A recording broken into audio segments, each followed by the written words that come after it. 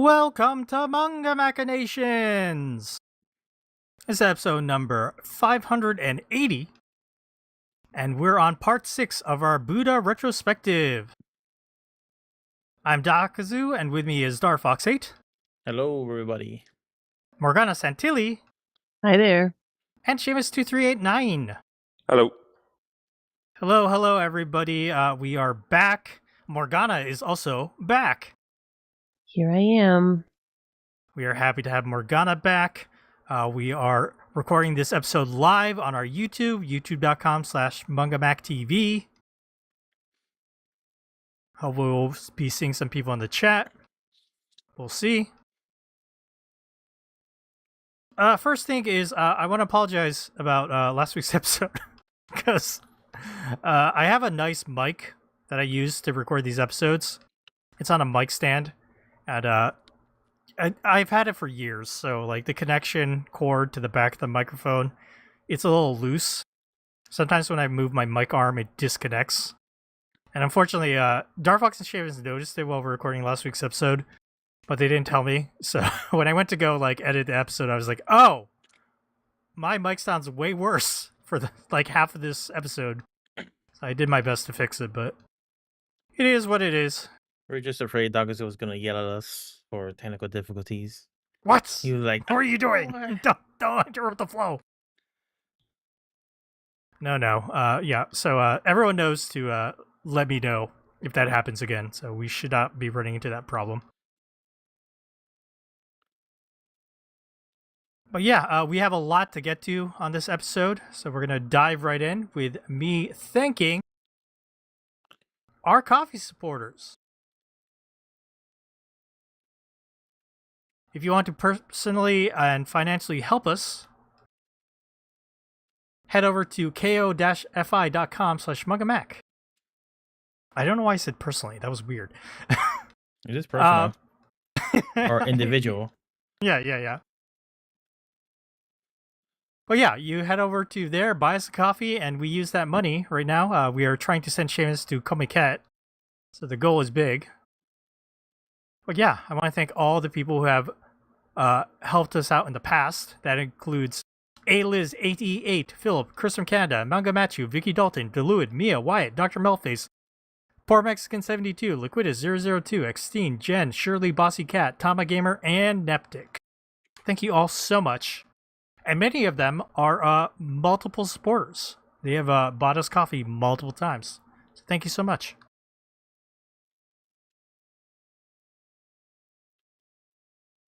Okay, next let's get to an email. We still have a lot of emails that we need to read, so let's read one for this episode.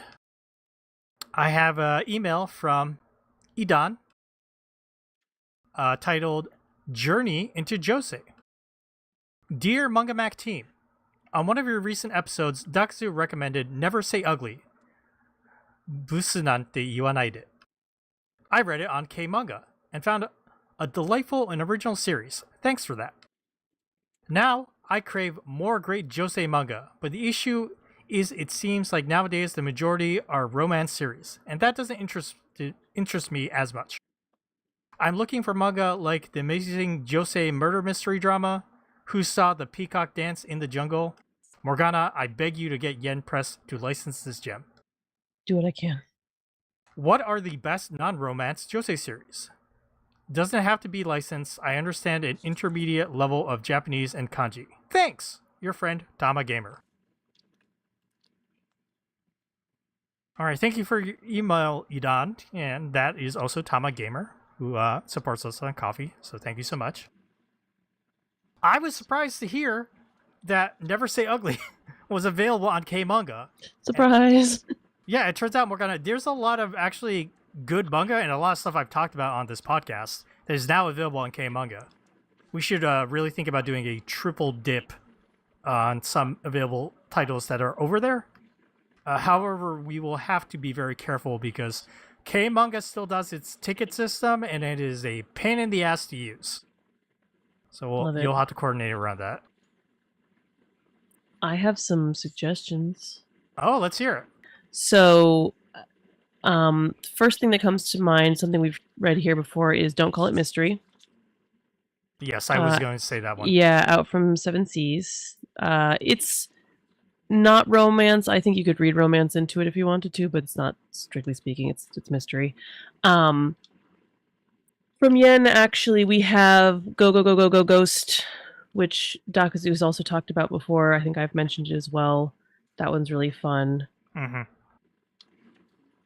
Those are the two big ones. What else do we have? I actually don't know. This is probably Seinen, which is Life in Mongol. I think ran in a Seinen magazine, but it is a women's story. It's historical. It's great, and there's going to be an anime in July. It looks fire. Yeah, because it's done by Science Star. Yes, I'm very excited. Wonder Boy, we've also put out at Yen by Kazumi Yamashita. I believe it might be a shoujo series, but it's older, and it's kind of historical and weird and bizarre. I definitely recommend it. We're going to talk about Land soon, I think, but Wonder Boy is another good one from Kazumi Yamashita, also a Yen book. Sorry, they're all Yen, almost all Yen recommendations. That's like the majority of what I've read recently. Yeah. But we've also been putting out a lot, and a lot of people have. A lot more josei is available in English than used to be, which is really exciting.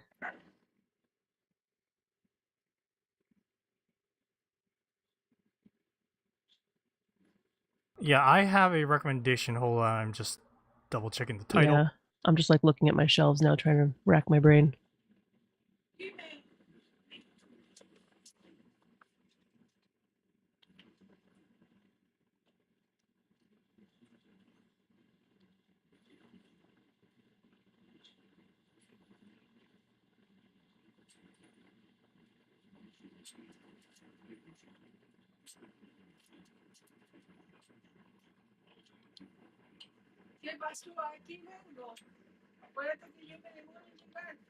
Okay, so what I recommend is these are some nonfiction titles by Sachiko Takeuchi.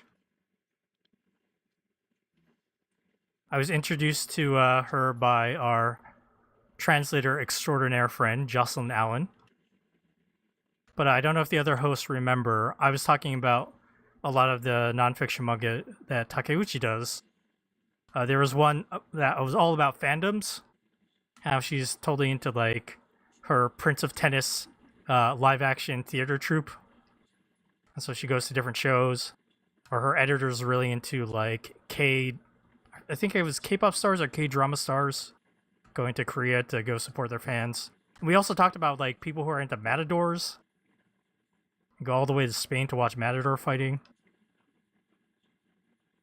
Okake was the name of the title of that manga.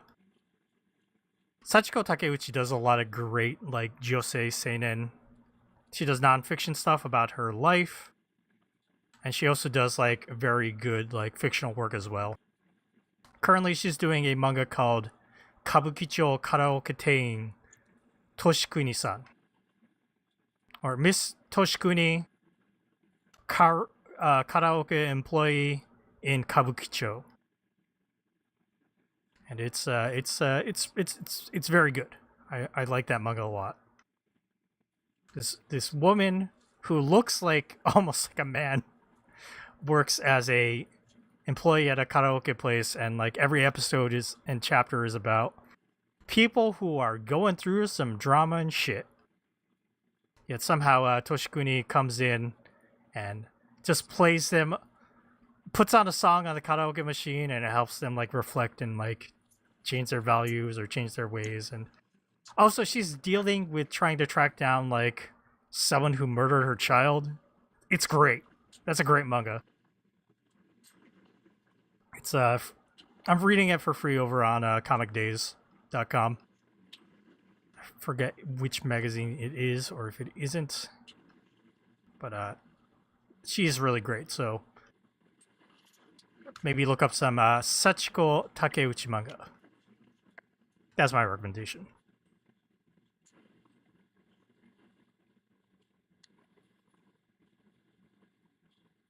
Okay, any other suggestions or? can't think of any more off the top of my head. I'm gonna have to do a deep dive on my shelves at some point. I mean, Josei that isn't romance is hard. Yeah, that's the challenge. The fact that we were able to name a few is pretty good, actually. Yeah, we did it. Good job, team of two. Thank you. Well, there you go. Gamer, I hope you take those suggestions or check out some other stuff. And thank you again for the email, and thank you for your continued support.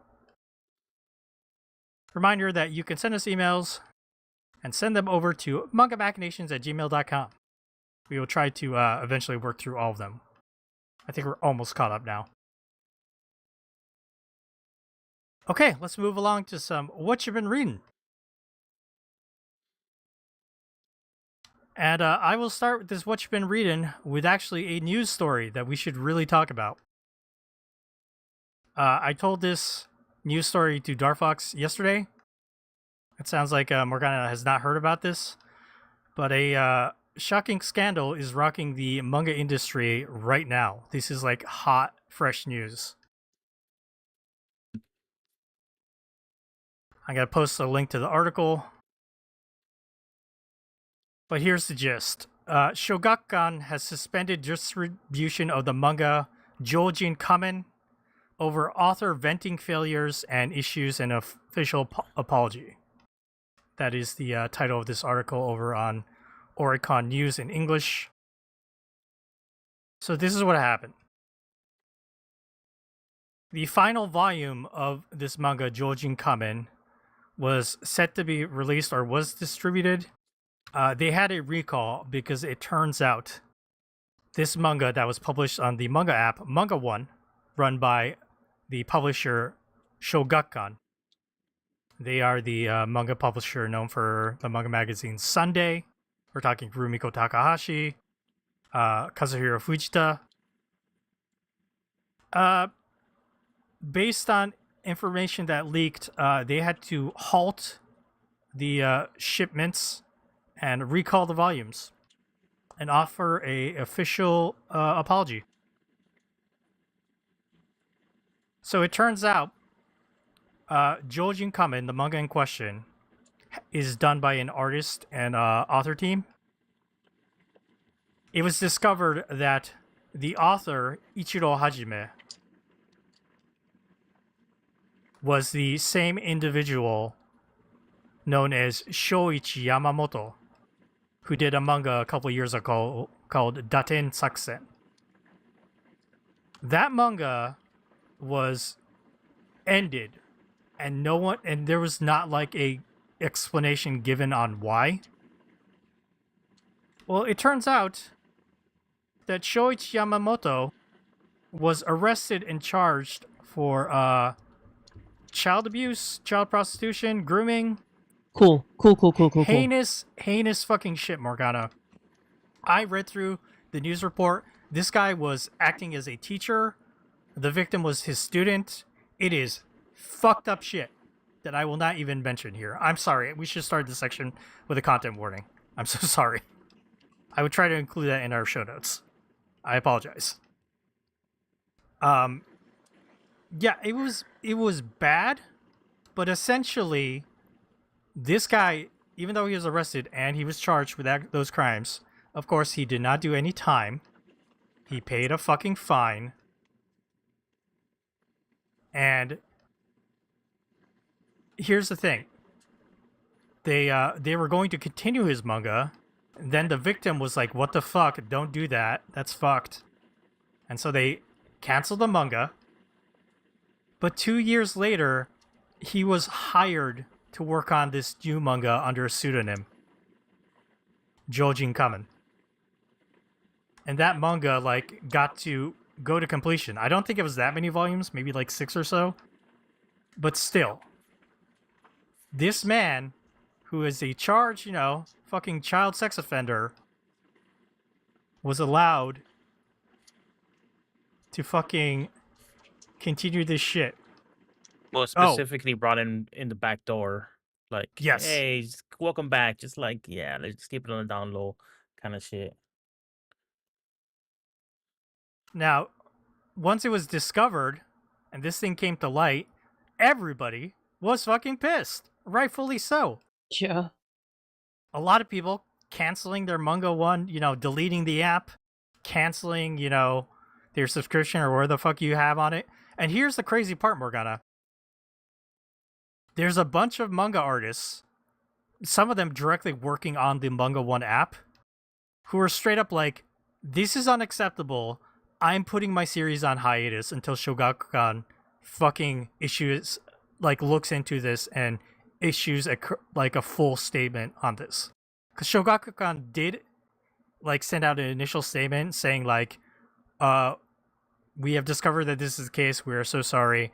We are halting, distribution of this manga, and we will be looking into this. This person never should have been hired. We apologize for this mess. And it's like, everyone's pissed because there's not enough details here, right? So manga artists the person, I forget their name, but they write the Eizoken manga. They were straight up like, I'm putting my manga on hiatus. And other people Asano put out a statement saying you should have trust between the fucking editorial and your manga artist. This is not acceptable. One, who is, the writer of One Punch Man, and he did his own manga, Mob Psycho. He also made a scathing comment on social media. There's a lot of people who are putting their series on hiatus in solidarity, Morgana.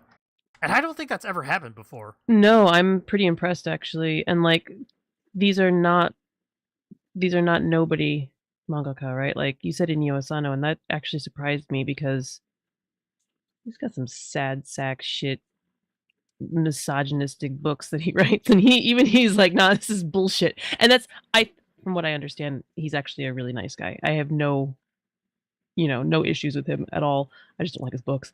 But it's pretty impressive, especially since, I feel like it's kind of counter to a lot of the social norms in Japan to take a stand like that. It's pretty impressive. Good for them. Yeah. There are even some more subdued takes. Like George Morikawa was like, this is awful. I feel so bad for the artist who had to work on this series not knowing this was the case. Yeah, that's... I too would like to know whether or not I'm working with a sex offender, thanks. And now, they're probably going to be denied any income from, the volumes being recalled, maybe. Who knows? And they had to put out a statement saying, I knew nothing about this. I met this man one time. And that was it. Everything else was handled through my editor. So yeah, it's bad. And Shogakukan needs to fucking put out, the people responsible, and they need to be fucking fired. Yeah, it's like, oh, he should have been hired. Well, who hired him? Who was involved with that? Why? Why did they hire him? Were they friends? Is he that good a writer? Truly, was it worth it? From what I've read, this new manga, Jojin Kamen, was created by the same, team that did the first canceled manga when the guy was arrested. The same editor and stuff, right? Yes, I believe so. But that's the thing. I mentioned some manga artists are having a little bit more subdued takes, like George Morikawa, Hajime no Ippo. And people were questioning him on that, but he made some valid points. He's like, we don't have all the information yet. So, we're not going to say, I'm not going to come out and say things until I have the full picture, but I do think this is fucked. He did say it was fucked. Isn't he Mr. Shoot from the hip? Isn't he Mr. Put his foot in his mouth? Isn't he the one always Yeah, if you're on our Discord, I did do a whole write up on why he's in a fucking battle with people online on social media over Gen AI stuff. You can read that later. Sorry, Morgan, go ahead. No, I was gonna say, here's the thing. I don't believe everybody. I don't believe somebody when they do something heinous is necessarily a criminal their whole life, right? Like I don't necessarily believe that you can't be redeemed. What's suspicious to me is that he's doing this under a pseudonym because he knows that his reputation is shit, and that would lead me to believe he hasn't done anything to, redeem himself. He's not necessarily made amends for what he did and what he was arrested for and what he was, you know, publicly shamed for. And because he is ashamed or because he is canceled is a bad word, but canceled, he they're like, "Well, we'll just keep you here, but change your name." Like that's kind of gross. You know what I mean? It's Again, incredibly gross. yeah, like again, I am willing to believe that people are capable of change and learning from mistakes and rectifying the wrongs they've done. I don't think I mean, I don't know anything about this man or his situation, but like this series of events does not make me feel like the work has been done to fix the problems. Now, listen, Morgana, I saw that this Shoichi Yamamoto, this author in question, when his first series got canceled, they didn't disclose any of this news. This was not like made fucking public. And Just like quiet cancellation. yeah, and then he was just so people didn't know like why did that series get canceled? And that guy made social media posts about like, oh, I'm so upset, this is so unfair. Shit like that. That's ill. That's very ill. You keep your mouth shut. Yeah, so Shogakukan is in hot fucking water because everyone's pissed at them. I believe the Japanese Manga Association put out a statement today saying like, yo, this is not good. This should not be allowed. And of course, Shogakukan's statements just seem to be like, we will like do our investigations. We'll make sure this never happens again. You know You what? know, Shogakukan is the same fucking like publisher. When Hinako Ashihara of Sexy Tanaka-san, like she committed suicide over like the drama between her live action series and the script writing on that, they were the same publisher. And the ones that were not like properly like airing Ashihara's grievances to the fucking TV production. So, just like, what the fuck are you doing, Shogakukan? You know what is really disappointing is that I think, especially a while ago, when manga was first becoming a thing in the U.S., there was this stereotype of manga as being like child porn exclusively, right? Like it's all like pedophiles and perverts reading hentai in their basement, right, or their mother's basement. And as we all know, that's not what it is. But then these mangaka keep getting arrested for trafficking children and like porn possession, and it's like, guys, you're not helping the case like at all. No. And again, No. not all mangaka, but seriously, guys, like This man did some truly vile shit in like the police reports that I read about, like the where he was arrested. It was awful. And like to imagine the victim has to see him like being like getting to work at Shogakukan again on a manga and like making money. Like what a fucking blatant slap in the face.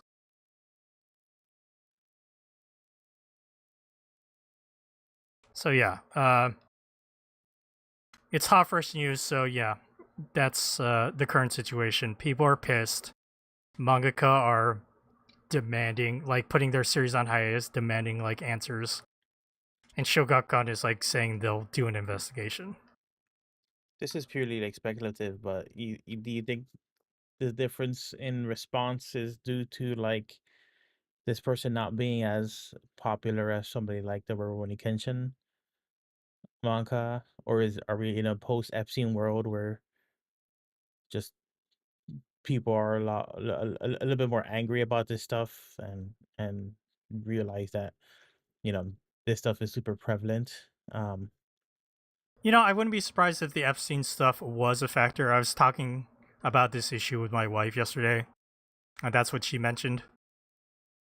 But also, it's the fact that it's just the blatant fact that the editorial, you know, they hate the fact that they were like employing a fucking child molester again.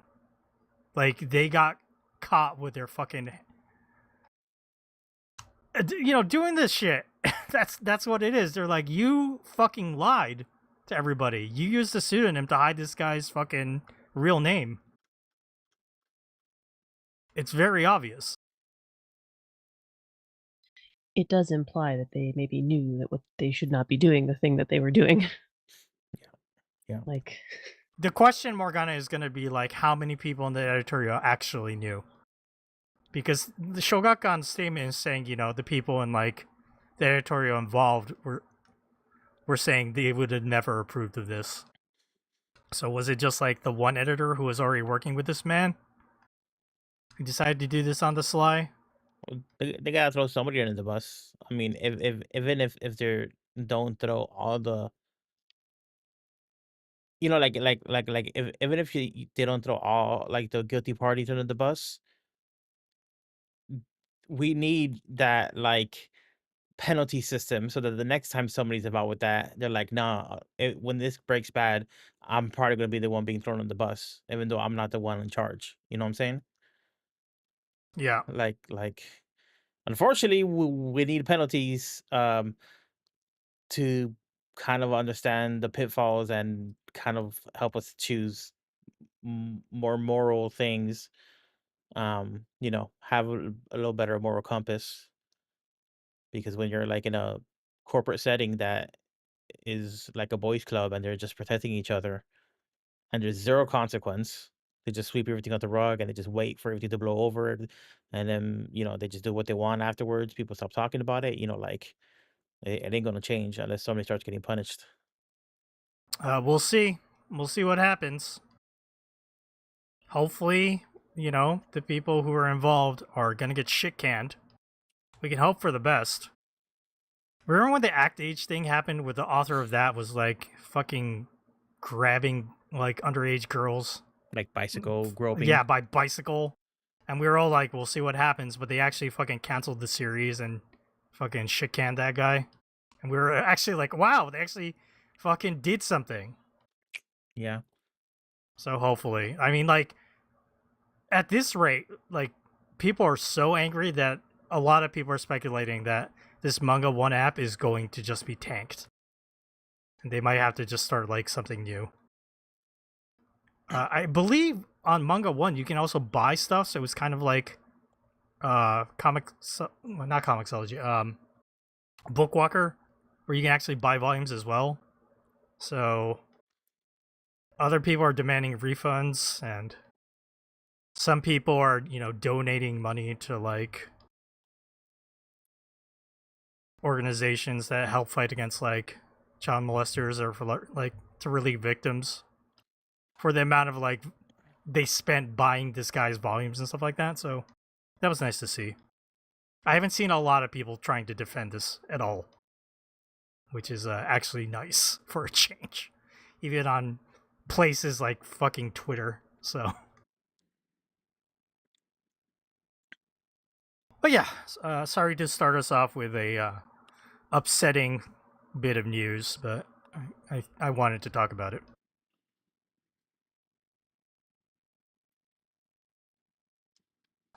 Let's move on from that. I have a manga I want to discuss that I had forgotten about. It is called Suiheisen no Nera, or Nella of the Horizon. It is a manga by Yuki Urushihara, and it runs in Afternoon Magazine. And here's the thing, Morgana. This is the manga artist behind Mushishi. oh, nice. It's their new manga. I'm going to post a link over to the first chapter, which is available on Comic Days. So here's the thing, Morgana. This manga debuted last year in February, And then chapter 2 just came out in the newest issue of Afternoon. So Taking their chapter sweet 2 time. came out a year later. I believe Yuki Urushihara has a... they're definitely not on any kind of like set schedule for releases. It's more like she is going to release a chapter when it is ready. And I think that is fine. The first chapter is 110 pages. And the second chapter was like 78 pages. Okay, that's they're like meaty ass chunks. Yeah, that's not a small chapter. I feel like they're usually like 20, 30 pages. The thing is, like, I remember reading this last year and I didn't think much of it. It was just like, oh, this sure looks like the art of the person who does Mushishi. But now that I've read the second chapter, I see what this series is all about. And, like, I think that's going to determine some people's enjoyment of it. But the theme here, Morgana, is that Urushihara is doing Mermaid's Curse. Or is it Mermaid's Tear by Rumiko Takahashi? Mm-hmm, yeah. I think they had a few different names. I think they were like technically short stories, but yeah. Mermaid Saga was the group. Yeah, so the theme here is mermaids and eternal life. It very much seems like the titular character, Nella, is someone who is immortal. The first chapter takes place in modern times and follows this young girl who is living in an area that is eventually, like, when the high tide comes in, everything is underwater. And so everyone has left. She still lives there with her family. Her grandfather is there, refuses to leave. And she meets this young man named Nella, who asks her, have you seen a mermaid around here? And so the whole chapter follows her as she grows up. She meets Nella again. It gets into kind of like the legend of mermaids, what they are. And this girl makes a choice as she grows up to become like one of the female divers. Amasans is what they're called in Japan. She has experience that she might have like touched or seen a mermaid that influences her to stay. And yeah, it just kind of covers her life, even up till adulthood, where then she thinks she sees Nella again, but he looks exactly the same. And then chapter 2 is a giant flashback back to the 1800s or whatever. When were the privateers happening? 1700s? Yeah, 18th century, like 1760s, 80s, Elizabethan era. Yeah, Darfox has the opening color splash page here from first chapter, where Nella is in black hair and he's talking to somebody who's like a professor or a researcher. And they're on like a sailboat. And yeah, it's the second chapter follows Nella as a young man, and it doesn't seem like he is immortal yet, but they're visiting, they're traveling around the world, South America, going to different places, researching the fauna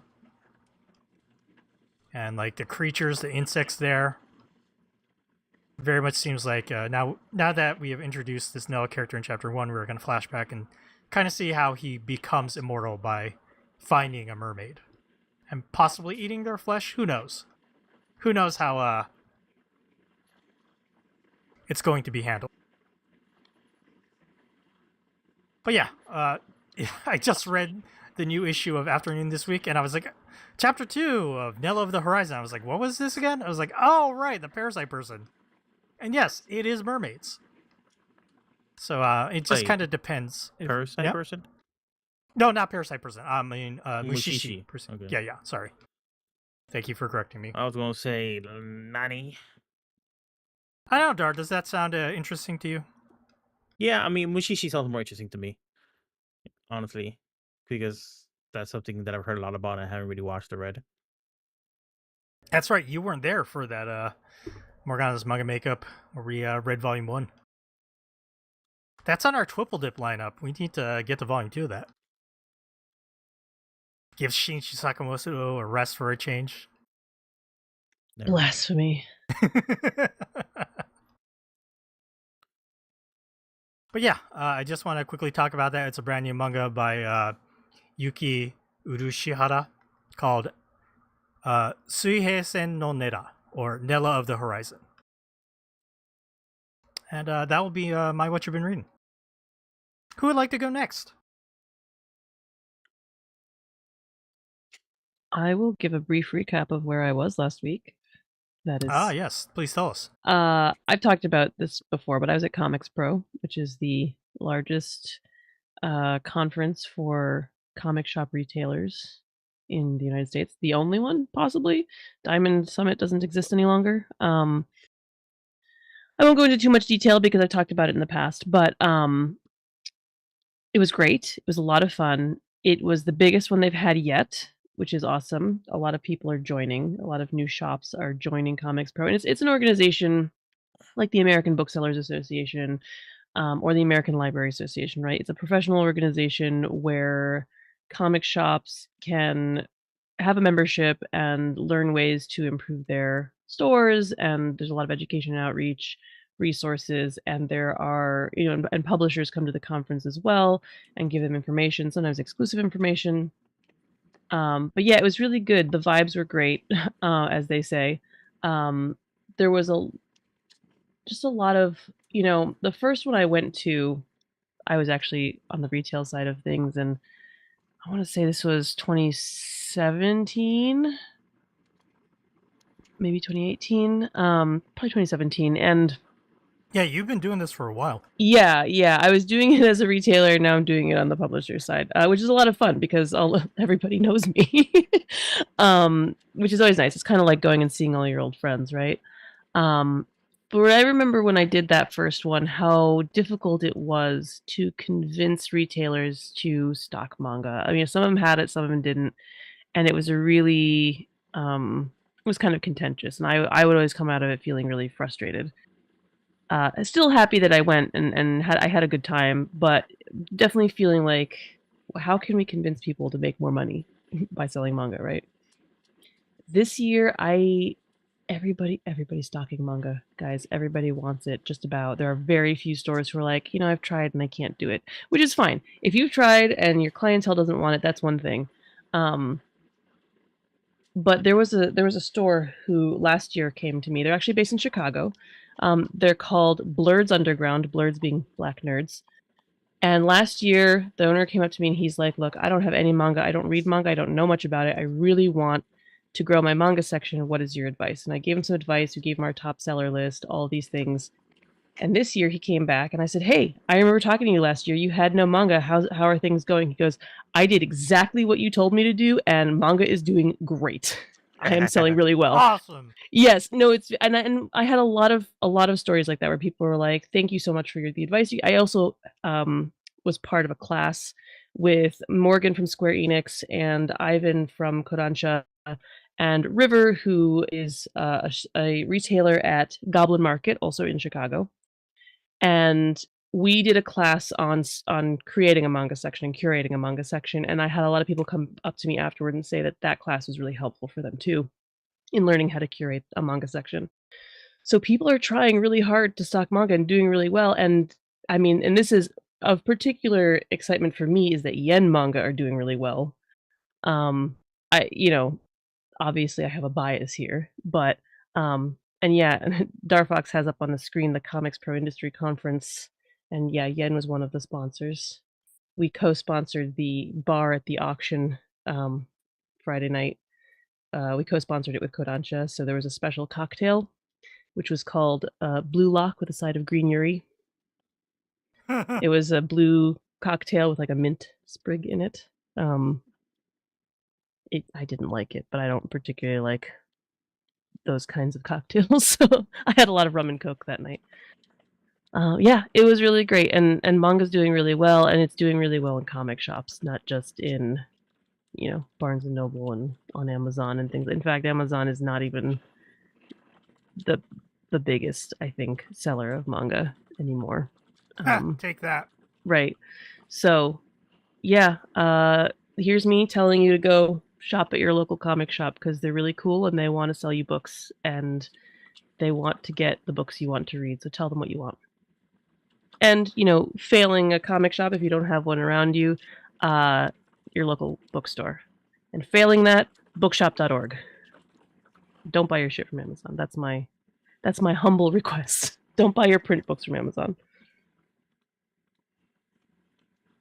Other than that, I kind of took a bit of a hiatus on reading Dracula, but I was reading it again this week finally, and being kind of surprised by how much the various adaptations we've been talking about recently actually are kind of in. When we watched Dracula and when we've been talking about DRCL, I was kind of like, yeah, it's not really how it is in the book, and that's true to a point. But there's a lot more in the book than I remember that actually come through in some of these adaptations, which I think is really interesting. I think some of that is I have more context now. Like I listened to the audiobook before I watched a lot of Dracula adaptations or Nosferatu or, any of that. So now I have a lot more of the material that the adaptations, and I'm just paying better attention, I think, this time. But yeah, enjoying it. It's a really good book. And Lucy is annoying in every single version. Doesn't really matter. I just really don't like Lucy very much. I think that's it. I don't think I have anything else in particular. Yeah. I feel like I've been away for a really long time and that's all I've got to give you, but that's all I got to give you. All right, very nice. Thank you, Morgana. Seamus, do you have anything? I do want to mention I did rewatch Jim for His Naked Army Marches On. He is actually Yes. just post World War II John Brown. He didn't. It shouldn't have nothing to do with it. He converted to like Christianity when he spent 10 years in solitary confinement for manslaughter. Yes, That's this was where, a like, all- continuation from last week. Sorry, go ahead. That's where all his talk of like God's will and divine punishment comes from. He's like, basically a Christian.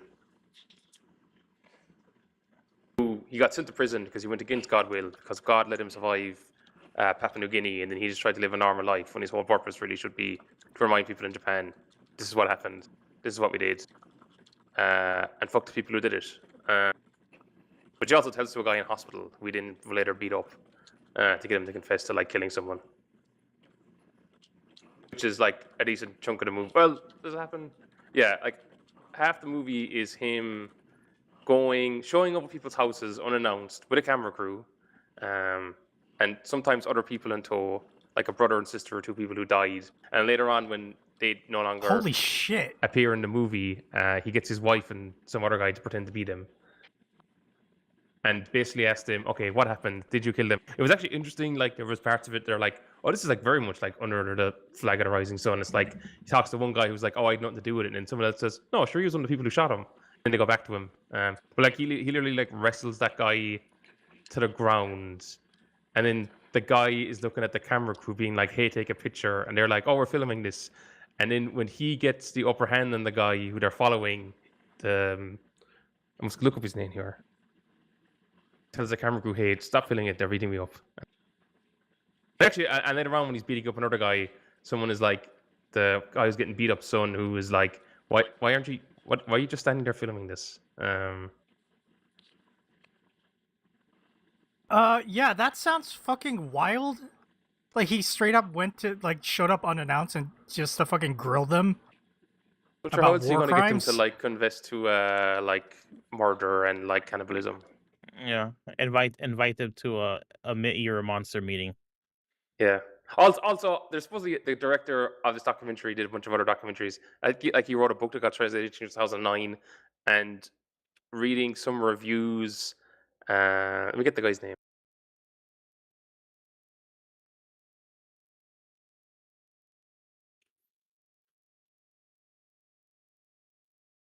Kinzo Okazaki. That like Kinzo Okazaki was almost like putting on a performance for the sake of because he knew he was on camera. Like I do wonder, did he specifically do this specific thing knowing, oh, I got a camera crew with me? Because like he is basically telling people, no, you need to tell the truth now when everyone needs to know this. Because he got after manslaughter, and he came out, he got like a year and a half in prison for firing pachinko balls at the Emperor, and then he got like another year and 3 months for distributing porn of the Emperor. And he goes around in like a Holy van. shit. He's got like 2 vans with like loudspeakers. So like the first half of the movie isn't really to do with like him confronting these people. It's like he wants to go to Tokyo, so like he rings the local police in Kobe and tells them, "Oh, I'm going to Tokyo," because like all the police know him and he knows all the police. And then he goes up there on the Emperor's birthday, and he's got like a lot of like I'm assuming if you saw the movie, you'd know what is like written on this van because a lot of police try to stop him. And then he's like, "I'm here to like call out the Emperor, basically, and all the people who like fucked over this country on behalf of everyone who died." And you're Oh stopping my me, but God. you're not stopping the right wing lads. And then they just go to a shot of, "All right, there's a van full of right wing lads going by." Then he like wants to do a memorial service in Indonesia, which I guess they did film footage of, but it was like destroyed by the government of Papua New Guinea, which I guess is explained in the book. But it sounds like basically he was like an enormous asshole because he is like, like I said, like as far as you can tell, he's on a divine mission from God. So he literally tells the guy in hospital, "Oh, you're in hospital and you got a lot of surgeries because God punished you because you tried to live a normal life, and that's not like you didn't survive Papua New Guinea for that. You survived Papua New Guinea to tell the people of Japan what happened there." He ends up like Wow. even up hurting his wife because his wife tries to stop him beating up the guy. Oh, Jesus. Actually, it was intriguing rewatching it because like they always like cut the shots of, I don't know, like he talks like half a dozen people, but there's like nearly all of them are married. So like in one case, like the wife is in another room. The other case, the wife is in the background, like telling him to stop, and then Okazaka tells the husband to be like, tell her to like shut up, and the husband tells her get out of here. Unannounced, of course, he shows up. He shows up at like 5 o'clock in the morning to the guy he beat up like 6 months ago. 5 Like, a.m.? yeah. Well, he's got to confront him. You know, he's like, "Well, I just got told you actually were a murderer. You were part of the execution squad. So tell me what happened." And then at the end, he like shoots the son of a captain who ordered the execution. He shoots somebody? Yeah. Well, like he did 10 years for manslaughter before like the movie starts. This And is then in he the does 12 documentary. They caught this man like committing murder. No, but he rang up the documentary guy and told him that he wanted to come along and like film it. And the documentary guy declined. But like they just have it at the end of like, oh, he's arrested for attempted murder. Okay. Okay. He Thank didn't shoot the goodness. captain. He shot his like son, and he was going to do like 12 years in prison. She ended up, I think, doing 12 years hard labor in prison for that. Oh my God. He's doing anything else? Oh no, it's a great documentary. Like it is a guy who was like, we can never forget what happened. It is our job as the survivors of Papua New Guinea to always tell people what happened. And everyone he confronts are like, that was ages ago. We should respect the dead and never talking about it. He's like, no, fuck that. We only respect the dead by talking about it. I mean, I get the sentiment, but goddamn, dude. And I was like, you know what? He's right. We should all.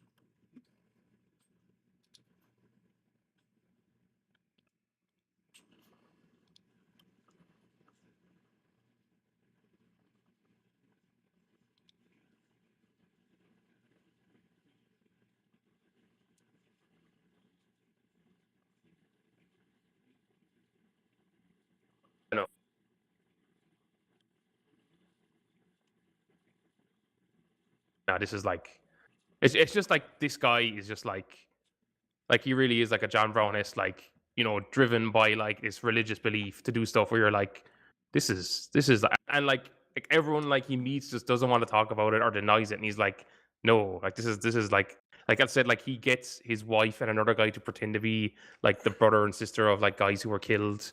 Jesus. Because it was like there was 2 cases. One was like these 2 people were killed for deserting, but it was after the war was over. They were still executed. And then the other case was, it kind of comes up at the end of a guy who was killed But he was killed because he was stealing food from another unit, or at least that's the story. And then he gets the guy who like he met in hospital earlier, who like is kind of half paralyzed and like can't control his bladder, who he like attacks, to admit that like after they killed him, because the other unit told them to kill him for stealing their food, they didn't eat him because that's what they did, because at that stage they couldn't catch the natives and kill them and eat them anymore. Like they were too fast, so they just like killed troublemakers in the army and just like ate them instead. Jesus. Yeah, that's where he gives the whole long speech about how like our purpose is like, you know, you and me survived Papua New Guinea and you tried to live a normal life, and that's why like you got 5 surgeries, because God is punishing you because you tried to live a normal life. That's not your purpose in life.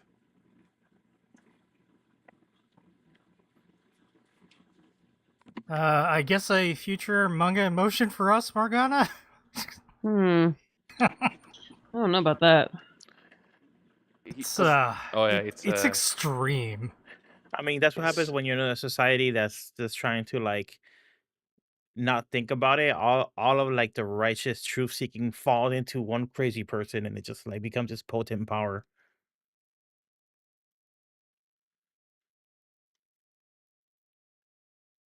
You gotta be a little crazy when everybody's like actually crazy. I was just suppose. like that Kinji Fukasaku doing like Under the Flag of Horizons, and I was like, made ties in so much of this of like, because Fukasaku's whole thing is like, even though he's like doing these like commercially kind of driven crime movies, he's always very much focused on like, this is like all like, oh, this is the 70s and everyone's like, Japan is great, and he's like, no, there's still people living in slums. This hasn't like gone away. You just don't want to look at it. It's like the U.S. government is like still.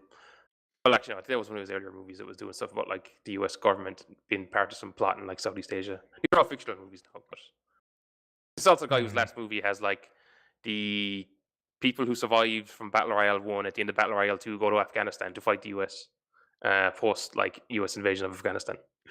Yes, I remember that plot. Which I think reading about that got me starting on. I was like, I should watch all of his stuff that I could find. And then I was like, oh yeah, I should watch Emperor's Naked Army if I'm watching Under the Flags of the Rising Sun. But I didn't expect it like how much of it lined up in terms of, oh, it's like talk to one person at the start, turns out they're lying, they're more involved than expected. Is there all the stuff around being executed post-war for being deserters, the cannibalism?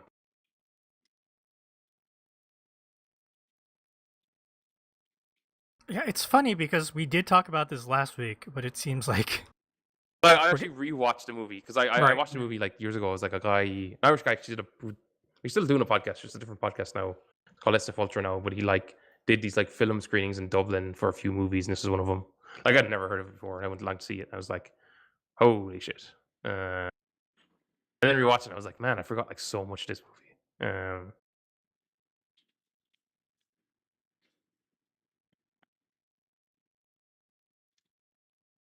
Well, thank you, Seamus, for elaborating more on The Emperor's Naked Army Marches On.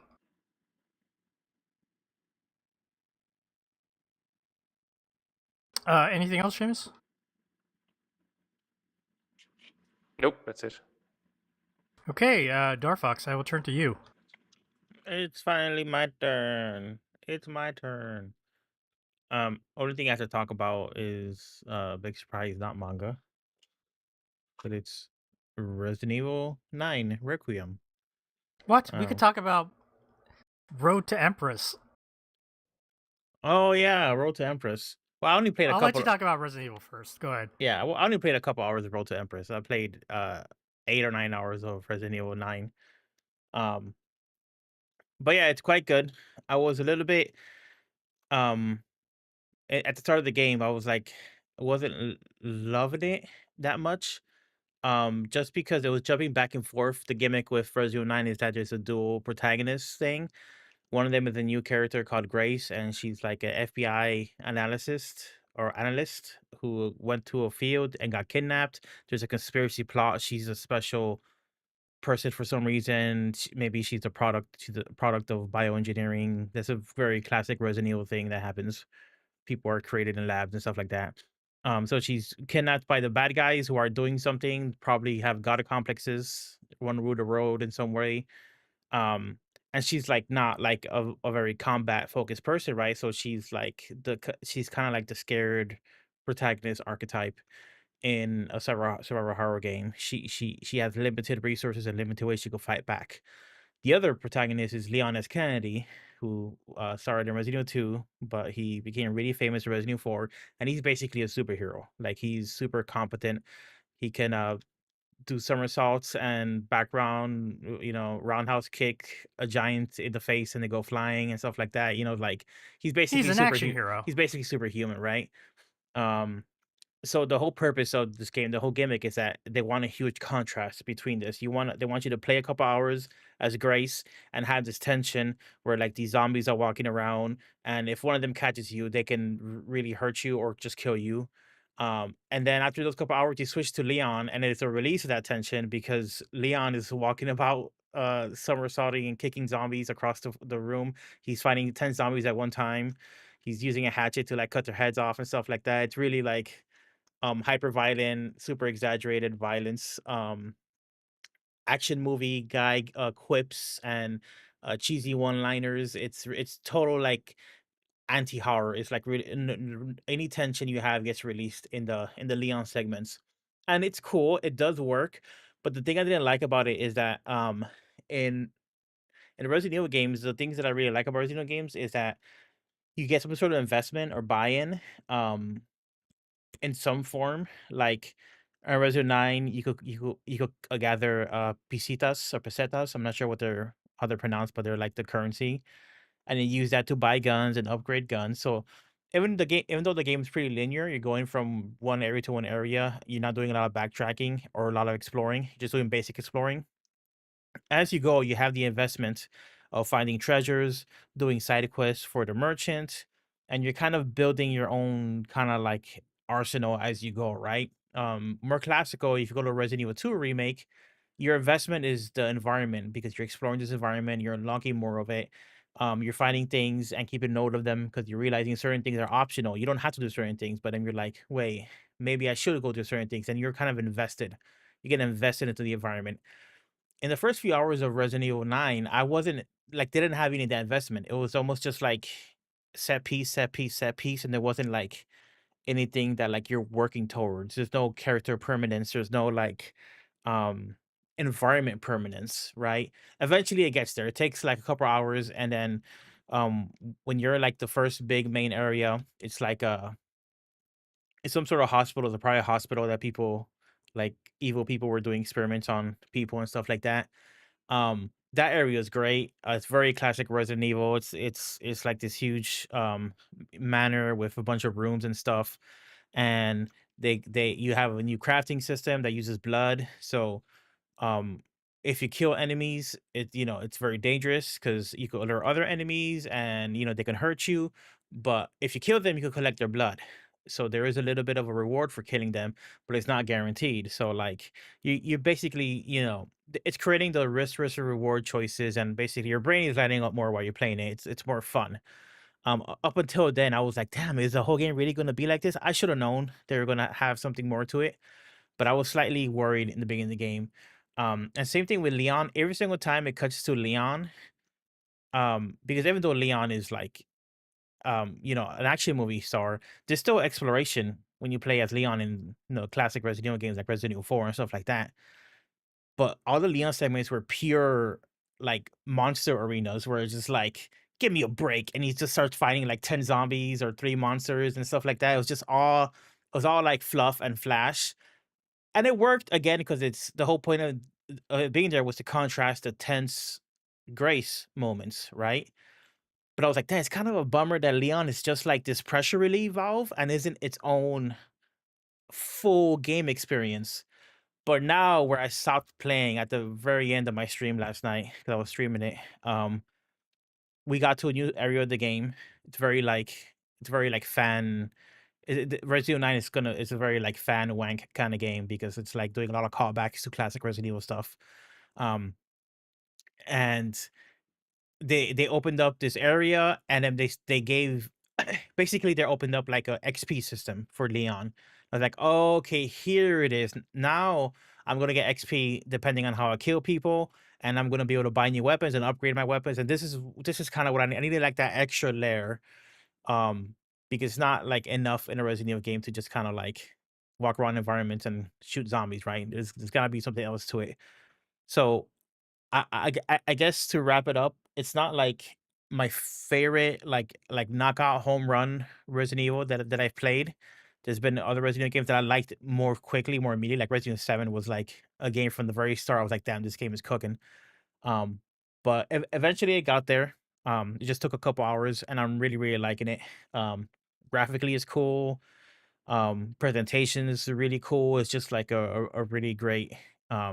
It's really fun to be like playing it when it's out too, because you get to talk to everybody and compare notes. Because like I said, you got a lot of options how you deal with stuff, and turns out I was leaving a bunch of monsters alive that I probably should have been killing. And how I'm learning everybody was just killing them and dealing with them. And the whole time I was like sneaking around them and taking more time to like not deal with them when I could have just killed them straight up. So that kind of stuff is fun. Dr. saw a little bit of my stream, but it was too Too spooky for scary. him. Too scary. Too spooky for Dr. Yeah, I mean it is especially in the beginning. It's very very spooky. The game gives Terrifying. the beginning of the game gives you like there's a trope in Resident Evil games or just horror games in general called like stalker enemies, where there's these enemies that you cannot kill. Sometimes you can stun them if you hurt them enough, and you can run away, but they're kind of just like patrolling an area, so you're never safe.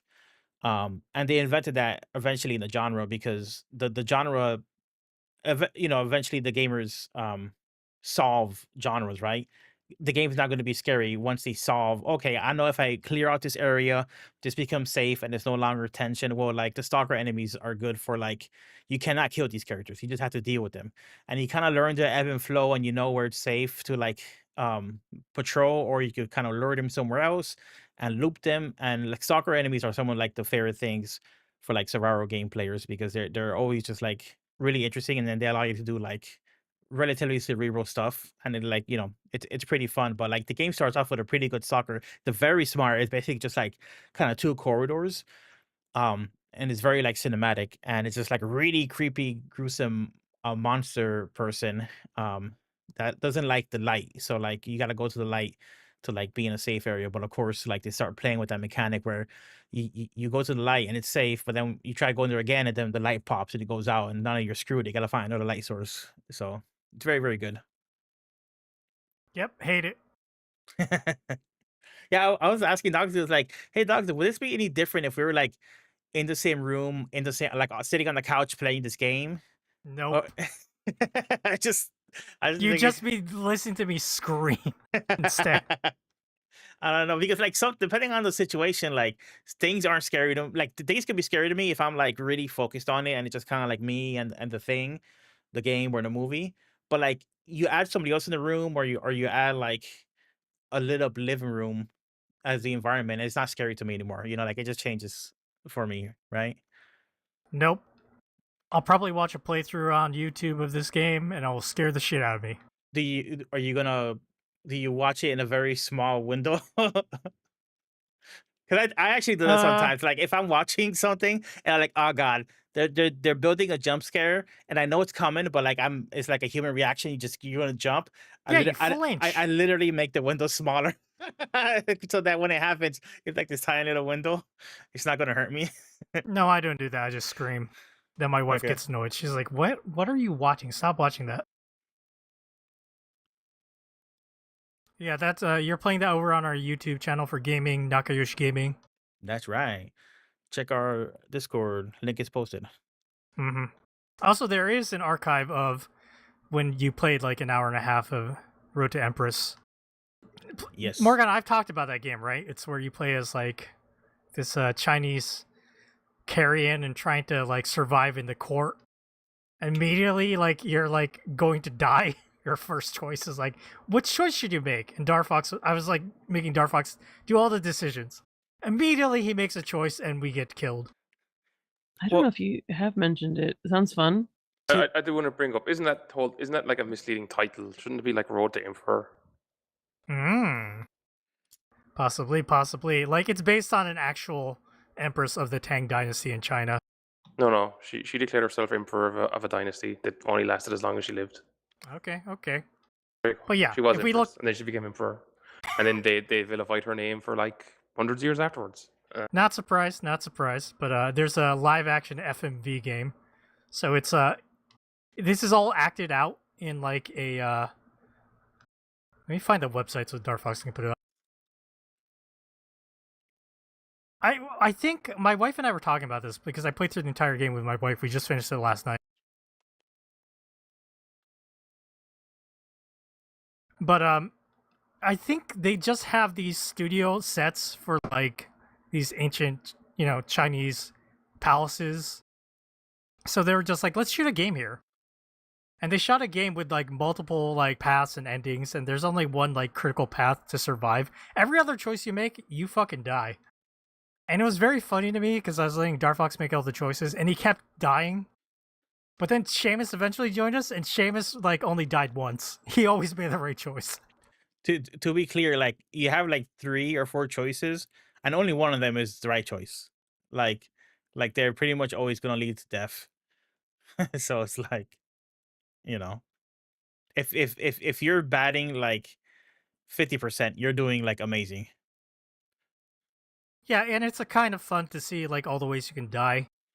There's a section in the game where like it's become a meme in the game community where you get souped. Like if you don't make the right choice, eventually you're forced to eat poisonous soup.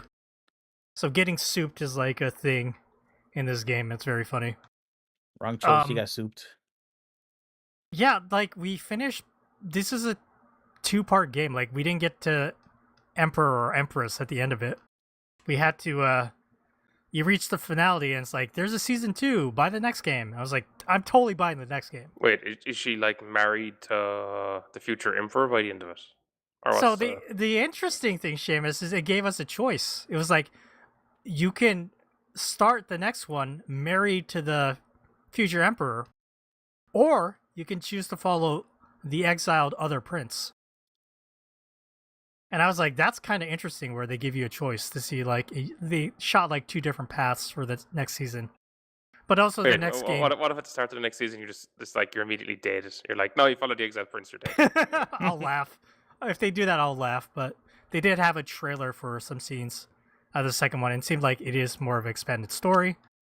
The funny thing about this game and the second game that was supposed to come out last week, the game got delayed because an actress who was in 40% of the second game, or the second season, was caught doing tax evasion, and they can't have her in the game. Now they have to either reshoot everything, or pay to have AI to like redo her face. Put a filter on there. Yep. I love how tax evasion is like the biggest social taboo. In China, apparently. Yeah, there was an actress who was like famous in the sense that she was in movies that was she actually in Hero? Hold on. Oh, interesting. We were talking about Hero earlier. We might watch that for an episode in the near future. Oh yeah, Dark Fox is looking at like the cast list for like all these actors. It's funny. It's a fun game. I know Dara's in the middle of playing Resident Evil 9, but hopefully we'll get back to this. Yeah, no, we definitely will. The funny thing is that like with the choices, you really can't overthink anything. It's really like everything's really cutthroat. So like be the most like self-preserving choice you can make, and like there was one choice where it was like somebody died, like you had to choose which room are you going to stay in, and somebody died in front of this room and there was a blood stain in front of it. um and I was like, yeah, let's stay in that room because I'm like the future Chinese emperor. I ain't afraid of no silly superstition. And then I died. Like I got a heart attack. I died from a heart attack because I was haunted or something like that. I was just like, I think it's implied that one of like your rivals just killed you, and then they said, "Oh, the room's haunted." But yeah, if we can find time, Morgana, you should play with us, and you should make all the choices. Oh, that would be fun. Yeah, It's really cool. I don't think I've heard of like a live action game like this before. Is this? it was a popular genre when they were first like in the able late to add 90s. like, video of live action into video games. Yeah, they're called FMV games. It was a big thing with like computer games and even like some console Full games. motion video. Yeah, yeah, but it's like they're famously cheesy and cheap looking. So they kind of like just fell out of favor for a long, long time. But they've come back in the last 10 years as they've peppered here and there. Um, and there's been like a lot of really popular like Asian ones. Like there's that one. I think it's a Korean one. It's all about like it's like a harem story where like you have like a bunch of girls. Um, that it's basically like a harem anime, but like it's live action and it's POV, like it's your POV, and you're like making choices and seeing like which girls like you, that kind of thing. That one's very. I've seen a lot of clips of that one. Um, but yeah, it's kind of become popular with like like just video technology has gotten a lot better, right? And video has been democratized in a way with like you know digital cameras and stuff like that and cell phones. So like it's a lot cheaper to do. Right. That's really interesting. Hmm. And this one is especially good, and it was like less than $10 on Steam, so it's like a cheap game to play. It's Yeah, great. yeah, and it's really easy to play with a group. Hmm. So yeah, my wife and I enjoyed that. Hopefully, we'll get other hosts. We'll put up a recording of us playing this on our Nakayushi Gaming in the future, hopefully. But yeah, let's go ahead and end what you've been reading because we've been going for a while. We still need to get to our main segment on Buddha. But before that, let's talk about next week. Next week, it's time for some more Zhanghu Journeys. We are returning to our anime watch-throughs of Michiko and Hatchin, Cowboy Bebop, and Samurai Champloo. Let's see, this will be our 10th Zhanghu Journey. So we'll be watching Cowboy Bebop episode 10, Michiko and Hatchin episode 11, and Samurai Champloo episode 11. Stay tuned for that next week. Okay, we're going to take the stream down just for a quick bit as we take a break. And when we come back, it'll be time to dig into Volume 6 of Buddha.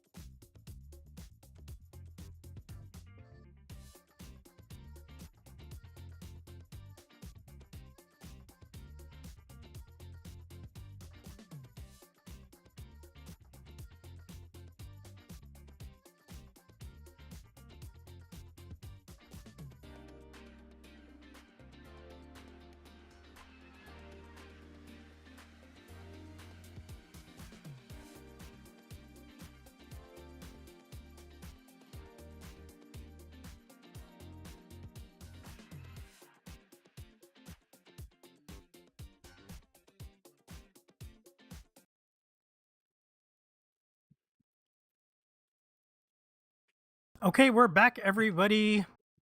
It's time to dig into Volume 6 of Buddha by Osamu Tezuka.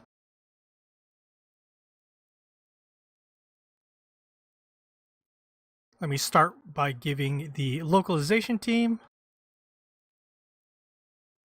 For the English edition, it was put out by Vertical originally and now by Kodansha USA.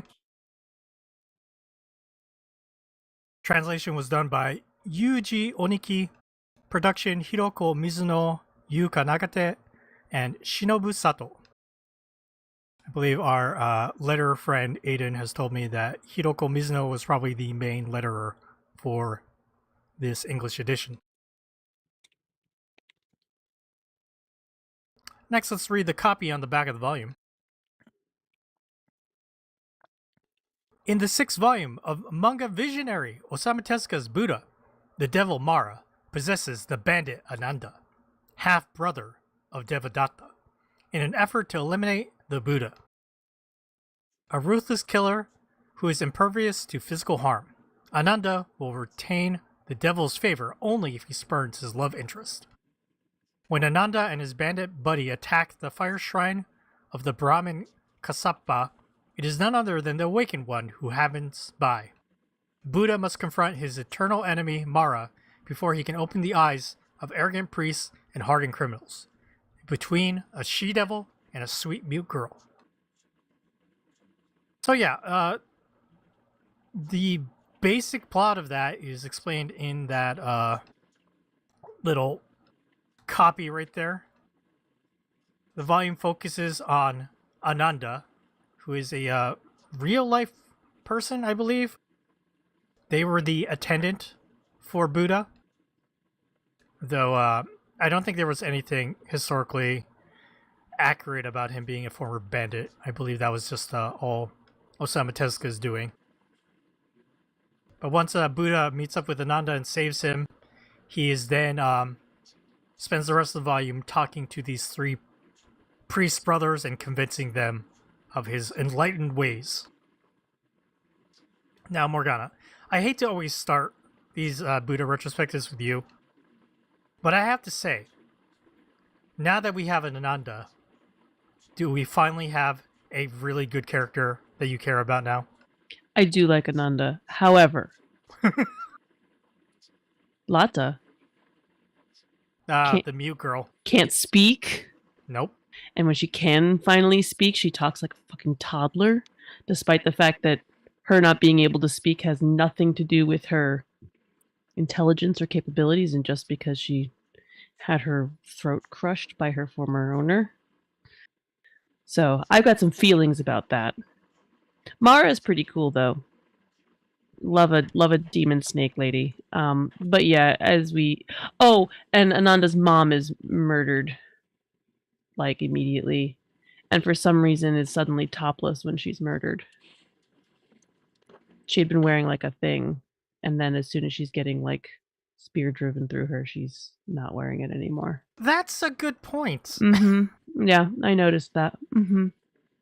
I am not letting Tezuka get by on this one. I am not giving him any quarter. I did enjoy this volume. I do like Ananda. I thought it was pretty cool.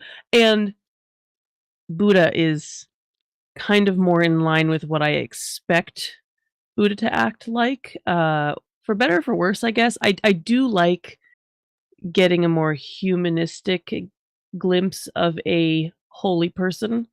But this is kind of like, again, my frame of reference is obviously Christianity, so this is a lot like biblical Christ kind of attitude I'm seeing from Buddha here. Kind of very calm, very measured, very confident in his teachings. Again, what I expect of a holy person in stories. I don't think that makes it better. It's just kind of, I didn't find him as annoying as he has been. So It doesn't fix all the stuff from before, but yeah, it's more enjoyable now in some ways. Yeah, and again, I don't necessarily dislike that we've shown that he's changed, right? That doesn't really bother me. like that he was more human, that he did make mistakes, that he was kind of petty in a lot of ways. I just didn't like the kind of character he was before he became enlightened, and I still am not entirely sure why he's enlightened. This is a thing that I still haven't. I don't know. Maybe I can't know because I'm not enlightened.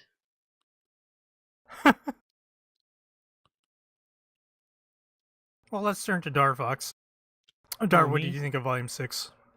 I liked it. It's like, you know, he did it again. Some random story about it's his period piece of twisting fates and tragic suffering. And then these two people kind of like get together.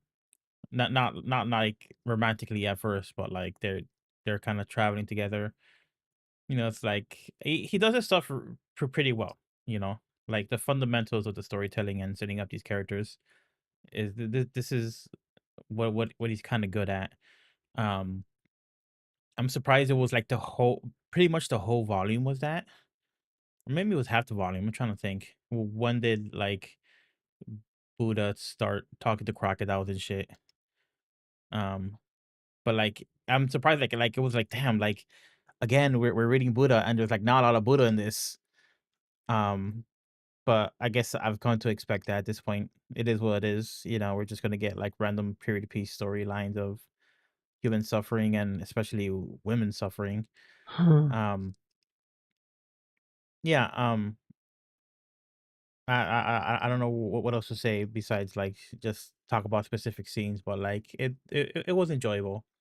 You know, like maybe it should have got to this sooner if they would have got to like Buddha is Buddha, and then there's various people surrounding him where we get to know them and get to know their follies, and then they come across Buddha and then they're changed in some way. If the bulk of the story was this, A would have been what I expected more, and B maybe I would have enjoyed it more.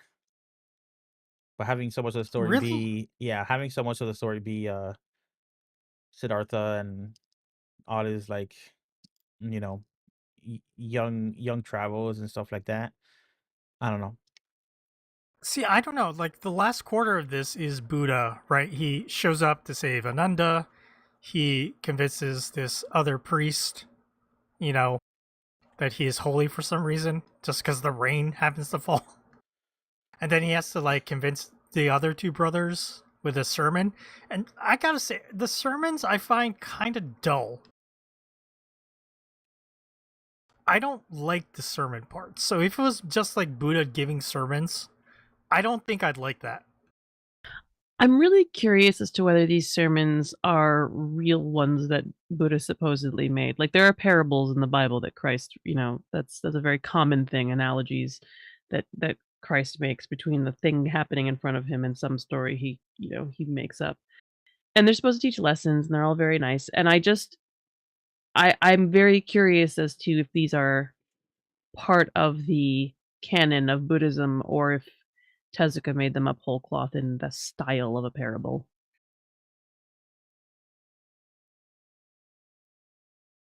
Who knows? Where, Maybe Seamus? where the Buddhists at? But yeah, Seamus. I would say I don't know.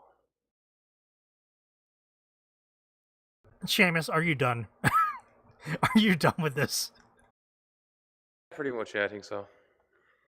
I was just like, I'm just not. It's funny, even the paneling stuff. I'm just like, because I'm reading from Guido Creepex, Gudiocrepax. He's like an Italian artist. Not a Star Wars character. Yes. What he does with paneling, I'm like, oh, this is like way better than Tezuka, and it's just a far more interesting comic. Including right now, he's doing an adaptation of Dracula. So now I'm just like, Ooh. Tezuka's paneling even isn't really all that great, really, compared to this guy. Not in this volume. I don't feel like there's anything. I mean, the art again is very nice, very consistent. I don't feel like there's anything in the paneling or the formatting or the page setup that really drew me this time. I did like Ananda. I did like his story. I recognize his name, so I know that he was like a real, actual person. Um, but that's about as far as I knew. So I don't, I had no context as to whether this was accurate. But yeah, this was a fine volume. It didn't make me furious, but it also didn't inspire me.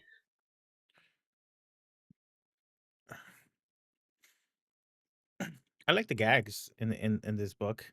We always like the gags, though. Yeah, there was That the blackjack cameo. Yes, that was very funny. I do think Tezuka was a really, really good at comedy, like visual gags and comedy, and I appreciate that he uses it, and I think he could even go further sometimes. Let's have more gags. I don't care. If we're gonna make this a wacky and irreverent retelling of Buddha's life, let's go for lean in. My favorite one this was legit funny to me. My favorite one was like, oh, I could tell you're a demon because you cast no shadow. Like, all right, sometimes you just forget to draw one. Okay, lay off me. It was just like Tezuka Yes. complaining about people nitpicking his art. Mm-hmm. Also, was the detective character a reference to one of his other characters? Yes, that is one of his famous star characters. Okay. Taisho Ban. He's an Astro Boy. Yes, Hige Oyaji in Astro Boy. It's kind of interesting. He's usually like a righteous character, so it's interesting to see him as kind of like this dirty cop character. Well, from the perspective of a cop, Ananda would be dirty and worth ripping apart by wolves. Hmm.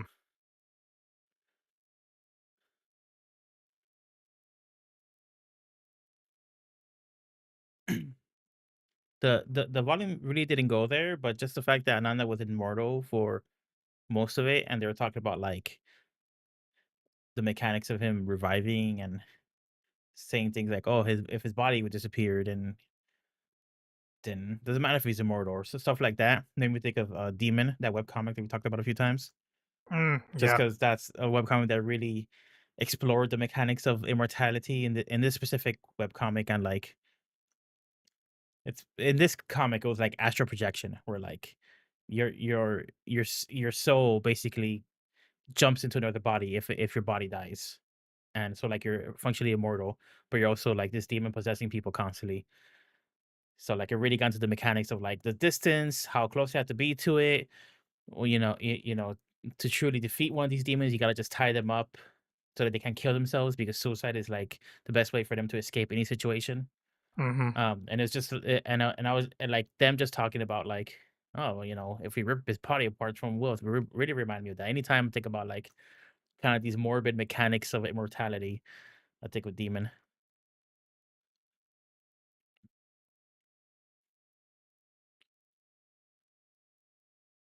There's a manga about immortals called Ajin that was explored a lot of those as well. Mm-hmm. But there's Asaji. Well, no, not Asaji. Sorry, Ananda doesn't really explore that. He's just a angry young man who is a bandit. We love a sad boy redeemed. Yes, Morgana specifically. So he's part of the actual history then, or at yes, least the original text. He was Buddha's attendant. He was one of his first disciples. He's also the man responsible for Buddha's death, because he could have had. Actually, he's fucked up a lot of stuff, really. He caused Buddha to die. He caused the length of time that Buddhism would be effective in the world to drop by allowing women to become nuns. How dare he? Well, yeah, like, because Buddha said, yeah, I'll let them become nuns, but like, this is what's going to happen. So we like Ananda. He's a wife guy. Sounds like it. If he hadn't fucked it up, Buddha could have lived for like another 1,000 years. We don't need Buddha to have lived for another 1,000 years. You mean I could have met Buddha? Maybe? He's enlightened. Yeah. He had to transcend. Buddha could have taught Darfox how to punch a wall. punch through like the wall of a cave or some shit. Buddha could have would have no. Or he would have stared at the wall. That's what it was. He stared at the wall so intently, the cave collapsed.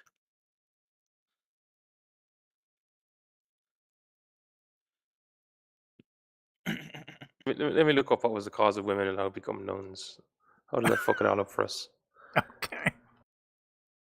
Which was there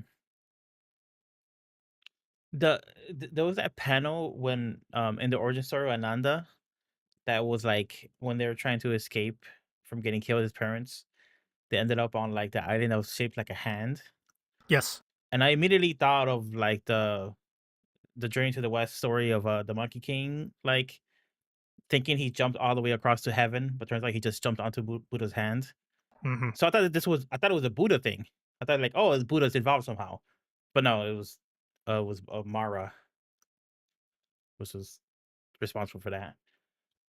Quick side quest. Speaking of Journey to the West, I feel like the only person here who cares about this is Dar. But Dar, did you see there's a new Gorillaz video dropped yesterday? Oh, I did see that post. I haven't seen it yet. It's good, and the reason I mention it is because this album takes a lot of influence from Indian music, and the video itself does a lot of, you know, the gorillas are wandering through India. Basically, there's a okay. reference. The beginning references the Jungle Book, like the Disney film version specifically, and then they're journeying around, and there are, you know, statues of Buddha, and then also lots of other like Hindu statuary and things like that. It's really cool. Cool album. We listened to it yesterday. Really cool video. And I was like, this seems to have come at a really opportune time because I literally just was reading Buddha. I'm glad that we could inspire gorillas to adopt this whole like Indian sound and aesthetic. Right? It's all us. It's that Manga Mac bump. Yeah, the Gorillaz album dropped and then like they announced a new Pokemon game and I was like, this is like somebody was like, the millennials are having a hard time. Let's do something nice. Everything's coming up my house.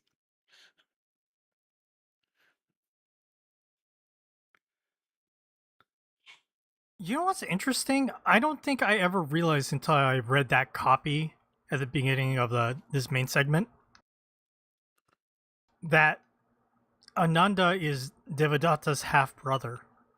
Yeah, I don't think they really make that obvious. I didn't know that either. But when you look at the mother, She was the, you know, big woman. She's the only fat woman Tezuka's ever drawn, so you know. I like her. I'm sad about her dying. She was nice. She doesn't have good luck either. Her sons are ugh. Anyway. Life's rough as a woman in a Tezuka book. Tezuka series. A scoundrel of a father was like, oh, you can have anything, you know, just, you know, protect me, you know, gods or demons. He gets leeched. Deserved it. Which was a gross visual because one is in his mouth. I think that's the one that really grosses me out.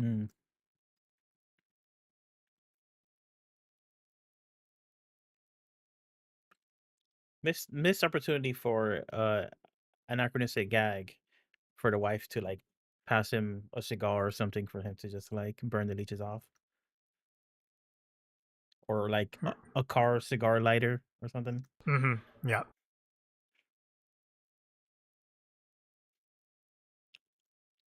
Let's talk about Mara a bit because what did Mara say the reason that she hates Buddha? God like shunned Mara, but God didn't shun Buddha. God like gave him props and told him he was gonna be like a big deal. So she's jealous of him. That's what I got from it. I'm not exactly sure how she was shunned by God.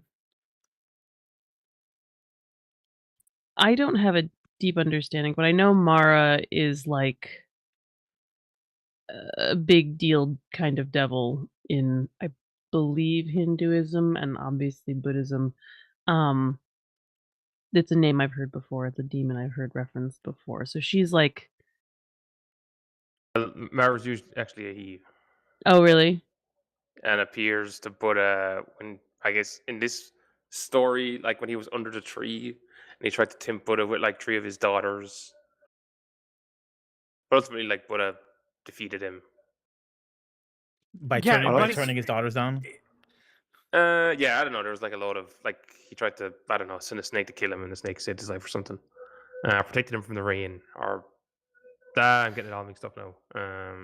It's very funny how that was not here in this Osamu Tezuka Buddha manga. at Yeah, all. there was like a reference to him in the cave at some point battling with demons, and I think he referenced Mara at that point. Yes, that's when Devadatta goes to see him for the first time and mocks Right. him. But yeah, they don't really see that, and that's okay. That's the thing about Buddha being enlightened suddenly, is like I don't know that we saw that transformation really happen. It just was kind of like, oh, I was sitting under a tree and I'm enlightened now. It happened because Brahman came to me and He gave me the mark. right, and it's like I would have liked to have seen a little bit more of the like. Again, we see that very briefly, and I think we talked about the kind of parallels to the temptation of Christ as well. That's like a thing. You know, I'm sure in the canon, in the Buddhist canon, it talks about some of these struggles more. I hope Not so. really. Really? Well, like there's no struggle. Like he just sees the nature of the world. But It's like- like, He really So was the it's chosen like one. you know, he's like, well, not really the chosen one, but like it's like, you know, if someone explains gravity to you, you're like, oh, I get gravity now. It's like he just figured out gravity. Just figured out the nature of the world. That was it. okay. Makes Maybe him the that's awakened what, one. Like we all live in dreams, but he sees the world as it truly is.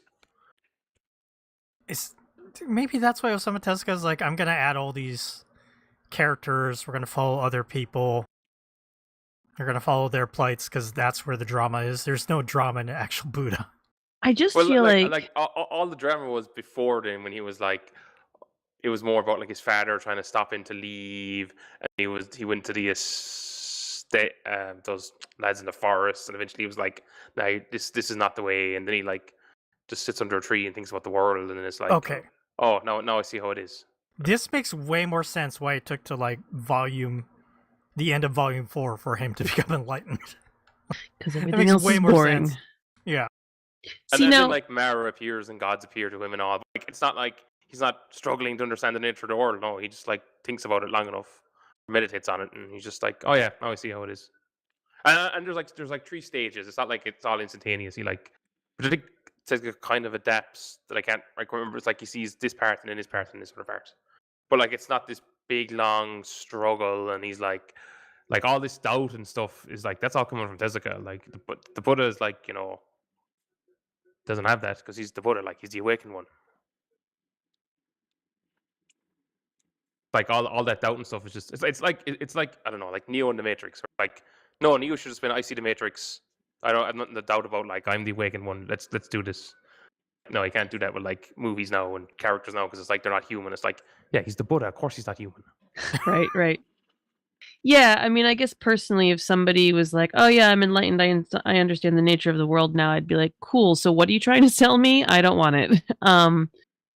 But that's why I'm not a particularly good target for religion. But if they truly were the enlightened one, they just like talk to you. Well, you will look at them and you go like, I know you from somewhere. Like, oh yeah, I saved your soul from some random shit. And then you'd be like, oh, Yeah. There's no such thing as a soul. so That's so better. so what Souls happens? don't exist in Buddhism. So what happens when you're like, what part of you gets reincarnated as like as a rat or whatever, depending on your karma? There's no such thing as you, Darfox. There's no such thing as you or a person. That doesn't exist. That's an illusion. So how do I have karmic justice for like the shit I did in this life? Well, Like, that's karmic justice is for the stuff that the previous incarnation of you in a previous life will affect you in this life. And what you do in this life will affect you in the next life. But there's no such thing as you. That's like an illusion. We just all say that because we don't see the world as it is. Hmm. We're just But how do you reincarnate if you are not carnate? Is my question now. gardening. It's like how would I explain it? It's like a river. You step into a river and you step out of it. Of course, obviously that river exists. Like that particular bit of the river doesn't really exist. You're not like, oh, that you can't really call a particular river or anything because it's constantly flowing. That's just us. We just can't perceive the nature of the world. My head hurts. But you said we step out of it. We don't actually step out of it as ourselves. We join the river, and then a portion of the river steps out. No, we are the river in this analogy. Oh my god! Okay. And all our various reincarnations, it's like the river flowing. It's just we're like this one part of the river, and we think we're something. Okay, but we're not. I kind of get it. I think I'm having an existential crisis. There is hold on. There I don't know. I probably don't have the book. There was like a couple of books. There's like one book I had that like they kind of used river analogies. I'm probably butchering a bit,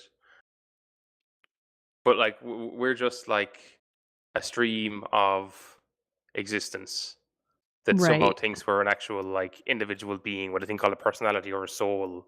It's like no, you're not. Right, because I remember we discussed that, like, the idea is that we are all there's all one thing. We are all part of one thing. There aren't individuals, but it's still That's that's Tezuka's interpretation of like a Okay. Buddhist teaching. because I still have some I guess I just don't understand why then it is important to achieve enlightenment. If your individual self is not an individual self, who the fuck cares? You're part of the flow, and so you flow. Is that like in this volume where the crying assassin Ahimsa captures Buddha and ties him up, and he's like, "I'm gonna cut off your fingers," but then he Yeah. gets like, you know, overwhelmed, and his knife rusts. And Buddha says, like, "You're suffering. Be brave and die once. Be reborn from the finger-cutting demon that you were, and your guilt." I think that's like a slightly different thing. God Because damn ultimately, it. if we become enlightened, we just realize we don't exist, and then we don't exist anymore, and that's it. My gone. head hurts so much. You've lost the conception. You realize that you're nothing, and therefore you die, and then you're never reborn because you know, like you don't exist. That's the end goal of Buddhism, is to nothingness. Yes, it's to like not exist. I'm crashing out, everybody. To not like, there's exist. like if you take it back to it, it's not about like being reborn in heaven. In Buddhism, the gods like they're trapped in the same cycle. Ultimately, you just die, and you're never reborn again. Or you are like, well, actually no, Buddha does die.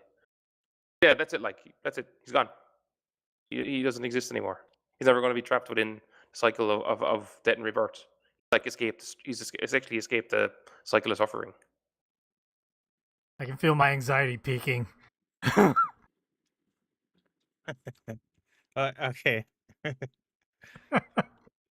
This Just is where say it Lambda through Illustrious tears. comes in. It's just like no. The ultimate attainment isn't like heaven. It's It's non-existence. nothingness. Right. I did know that part, but I guess I thought there was still a concept of a soul or an individual. Yeah, I I did too. I don't think we have enough mushrooms to be having this conversation right now. See, Like, okay, so one thing, because so in Hinduism, would you call it Hinduism at the time? In the more common belief system at the time, in something that would eventually be called Hinduism, there is the idea of this like eternal, unchanging self, and like when you are reborn, because like Buddha didn't come up with the cycle of death and rebirth, reincarnation, that already existed. His thing was, no, there's no such thing as eternal and unchanging self. Like that's the illusion that exists. It's like no, that thing doesn't exist.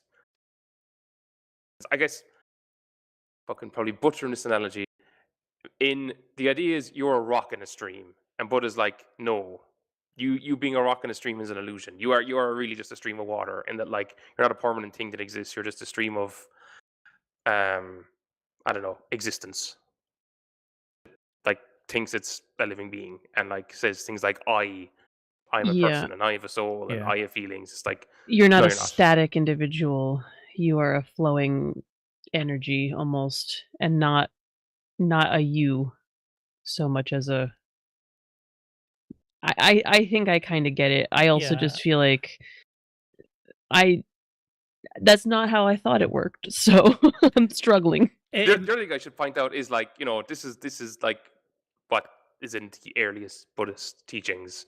Right. What But is like, yeah. you know, when it spreads as time goes on and people argue about this stuff, and particularly as it spreads to other countries, you get like a lot of stuff added on, like the idea of like the Pure Lands,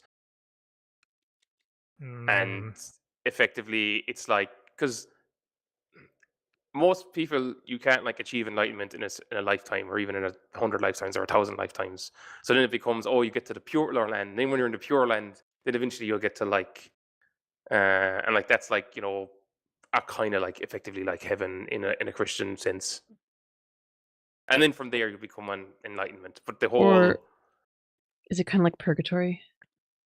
Kind of like a Mm. holding zone before you can. No, it's more like when you're in the Pure Land, because the Buddhas or Bodhisattvas are there, or Buddhas. I'm butchering the terminology on this. Like you're in a realm of existence where it's easier for you to like achieve enlightenment because you're in the presence of enlightened ones. Okay, I see. Okay, that is more like heaven, yeah. Because like purgatory, the idea is you're not good enough to get into heaven quite yet. People have to pray for your soul, basically, and then you can ascend or descend, as the case may be. There's also ghosts. I don't know. There's like 6 types of beings in Buddhism, and ghosts are one of them. There's ghosts. And then there's Yeah. the question of like how is Zen Buddhism different? How is whatever Tibetan Buddhism? You know, like all these different offshoots, and do they also have the same? I mean, I'm sure they have the same basic beliefs, but how do they change with the different denominations? I'd be curious to know. I think Pure Land though is connected to maybe it's not Zen. Maybe it's Nichiren.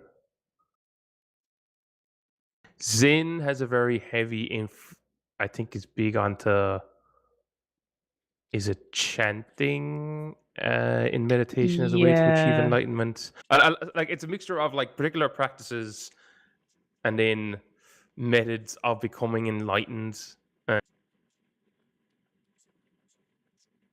There's a whole thing around, there's either one way or there's like 3 ways.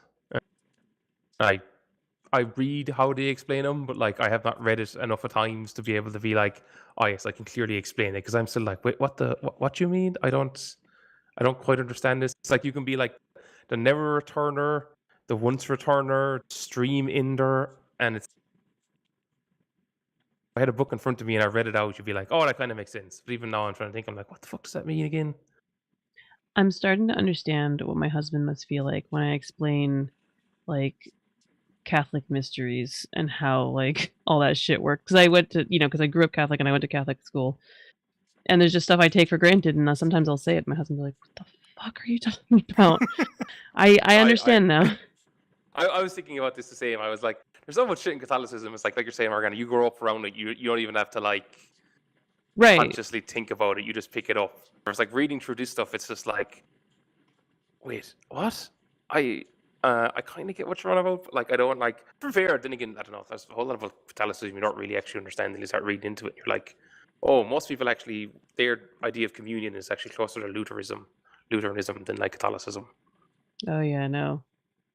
I remember when I told my husband, like, no, that is the blood and body of Christ in the Catholic Mass. And he's like, I'm sorry. Like, no. They're changed. That's the idea. They're changed. Yeah. Catholicism's weird. So is Buddhism, apparently. You know what Seamus was describing about Buddhism? It does seem to match up with what Tezuka had here with Buddha's sermon for the Kasalas about doubts and worries. Empty your thoughts, even yourself, and then you will suffer less, not more. Even merge with nature. Yeah, I was gonna say like the stuff he was saying about the it does fit like thematically with the stuff he says about the elimination of self and desire, that kind of stuff. The two stories, the ones about the ducks, how some ducks left for like different places, and some of them just stayed there, and the ones who stayed survived, but not the ones who desired more. So I get the analogy here. I understand the parable, right? That desire is the root of all suffering. My husband tells me this all the time when I get desire is the root of all suffering, Morgana. I get it. I get it. How But do you not also smack your husband? it's sometimes he tells me to seek the Buddha. I told you this. The problem I have with stuff like this is like the ducks took a chance on finding a better life for themselves instead of just being passive and getting, walked all over. And they were punished for trying to do something better. And this is a problem I have with rhetoric in a lot of belief systems, not just religions even. Just like a lot of kind of, oh, like, the nail that sticks up gets hammered down. The like, you should just go with the flow. You should just, and that's how people get taken advantage of. And it stresses me out. Like it sounds like, just comply. Right, Could right. be worse. Well, and a lot of there was another, I can't remember exactly what story it was, but there's another story that Buddha told in this series where it was kind of like you should just give it. Oh, he was talking to Yatara, and he was like, "Oh, this is your function. Just give in to your function. This is who you are. You just do it. Just be who you are. Like be this violent monster or whatever. Whatever you have a place in the grand scheme of the world, and this is your function." And it's like that's kind of defeatist. Like you can't ever change, so just don't. Like, I mean, I get what he's saying. He's like, if you desire more, right, it will only bring you frustration and like sadness. And I absolutely and to some degree, I believe I agree with that. Like they mentioned the boy who was the water raised seller's exactly. son, yeah. That story I think worked more for me because obviously the kid was being greedy and was trying to achieve more. I mean, it was. And his greed burned him up. It was an indictment of capitalism. I'm here for it, So that one worked for me more, but there's a difference between, that farmer is saying like, I have all I need here. I don't need more. I don't need to desire. I don't need to, I'm content. We are happy. This is good. And then like the ducks were like, we're struggling to survive because there's no fucking room in this pond. That's a different situation completely. Yeah, I mean, what if the water seller was being taxed and all his money was being taken by like the local lord who was profiting off? Why do the ducks want to continue to survive? That's attachment. That's why they suffer. Survival is attachment? Survival is an attachment to life. Bro, I can't have this conversation anymore. They're ducks. How would you? So like, I generally understand like the vagaries of that, but at a certain point, it sounds a lot like nihilism, right? At least to my unread ears. So just like. So what I want to know is why doesn't Buddha just lay down and die? Why was it important that he should have lived for 1,000 years? If he does, sure, but like there was that whole you were just talking about, like, oh, Buddha could have lived for 1,000 years, but why do we need him to live for 1,000 years? We don't. That's attachment. Why is he still? You know what I mean? Like, oh no, he exists to like tell people the way of the world. That's his purpose. But he has a purpose. He has a purpose, which is attachment. I mean, having a purpose, having a goal is what keeps a lot of people living, especially as they get older. It makes life interesting. He has a purpose. That's an attachment. He's full of shit. 6 episodes into our Buddha retrospective, this is where we've come. Actually, I think he like chose to stay around to like help other people. Is how they like. But doesn't Well, that that kind of comes along later. but doesn't that also smack of attachment? He's helping people.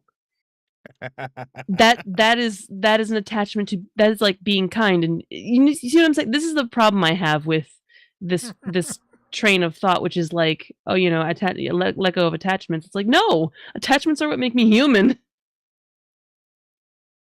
Is Buddha saying we're not human? I mean, the idea is to not be human, right? It's to transcend. It's to achieve enlightenment. And I get that. Fine. I just don't buy in, I think is my issue.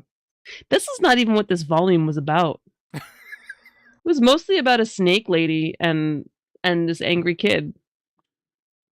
It doesn't matter, Morgana. It will always come back to Buddha and Siddhartha. On every episode of this retrospective, we'll always come back to this.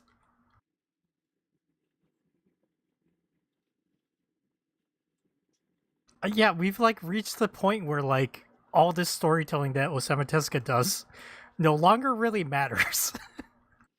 It's like the Ananda story is just like another story that Tezuka is telling within the Buddha world.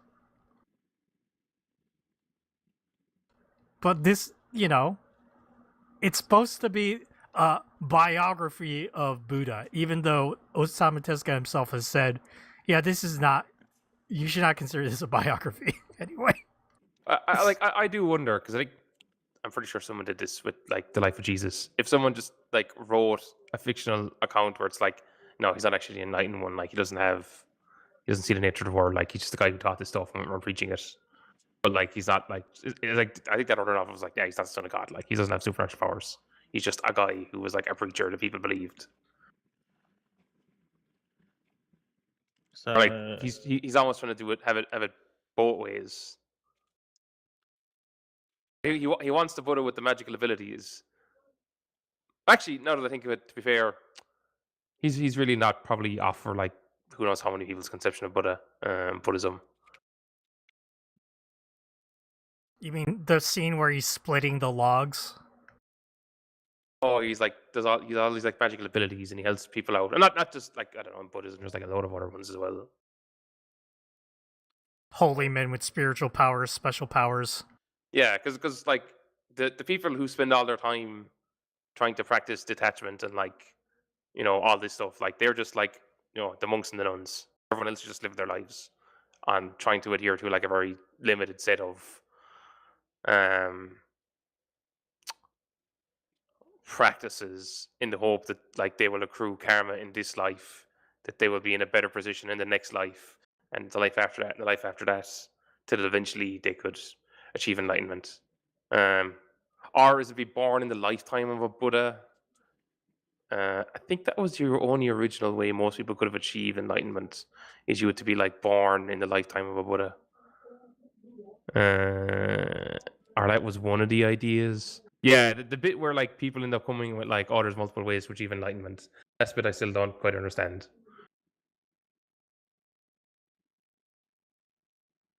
I'm so lost, everybody. What is this retrospective even about anymore? Where have we come? nothing and everything. Just next week, I'll just pull out one of the books I have on Buddhism. I'll just start like reading out passages. A sermon. I literally have a book that's just like extracts of like prayers and bits of essays. One of them is like a Buddhist monk in Japan writing a letter to an island.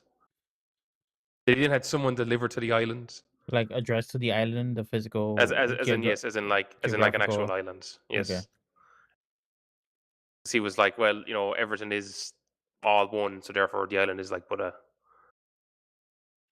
Short letter, it's only like a page long. But like it's literally that, and it's like, oh, here's like some prayer they say in Thailand when they're like consecrating a temple. Yeah, I could read out some of that. There we go. Cool. It'd be more informative than Buddha, but would it be more entertaining? Maybe. What I can say from this discussion and from our overall retrospective here on Buddha is I don't think any of us will be converting.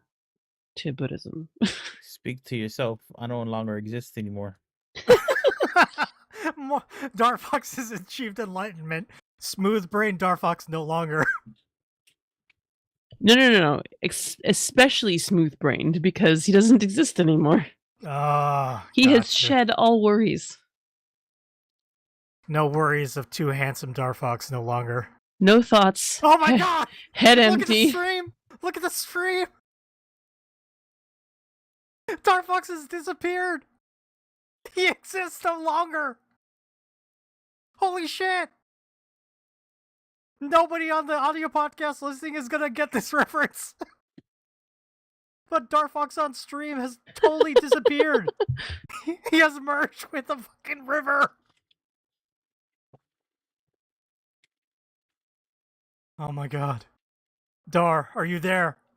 Are you still among us? Wow. All right. I love also how, like, oh, this chair is spinning. It's a sign. I was gonna say. I'm back. Buddy Cartoon, I forgot. Don from the Animated Nostalgia Podcast has been back. listening in on the live recording. And her reactions to this have been great.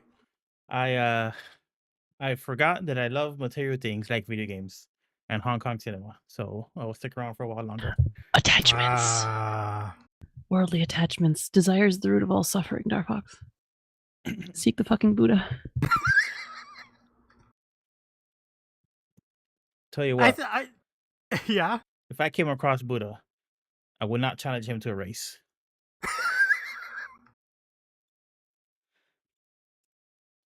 Okay. I don't even know where to go from here. We just fucking Darfox disappeared on us. Holy shit. I'm gonna make you guys read Sayuki. That's where we go from this? Or watch it. I mean, yeah, it's Journey to the West. There's a Buddhist priest. There's also your husband. We should watch like the Chinese Odyssey movies. Which ones? The Stephen Chow ones? The first two. Not Chinese Odyssey stuff. That is also very good. Although that's also a parody of Chungking Express or Ashes of Time. I have seen the Stephen Chow Journey to the West film, I believe. Wait, the one he directed, or the one in the early 2000s, or the ones he started in the 90s? There's two of them. The one I'm thinking of. I think the ones he starred in were directed by Jeffrey Lau, but then he directed Journey to the West. So yeah, the ones in the 90s were called the Chinese Odyssey. No. He directed Journey to the West. The one he directed. I've seen that one, and it was quite good. I enjoyed it very much. It was one of those ones that my husband and I were like, oh, we kind of feel like watching a like ridiculous martial arts film, and we didn't have any context. We're just like, oh, Journey to the West, sure, this looks fun. And then we were both like, oh, we really enjoyed that actually. That's the one where the whole twist was that he was the monk the whole time. I don't remember. I just remember really liking it. Yeah.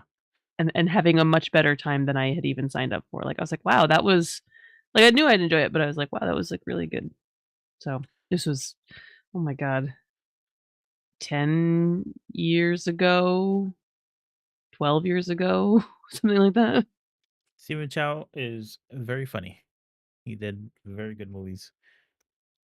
There's a lot of modern talk about him being an asshole, but hey, whatever. Big time, really? big That's time too Hong bad. Kong director who's not going to be an asshole. I have enjoyed his movies. I've seen a few.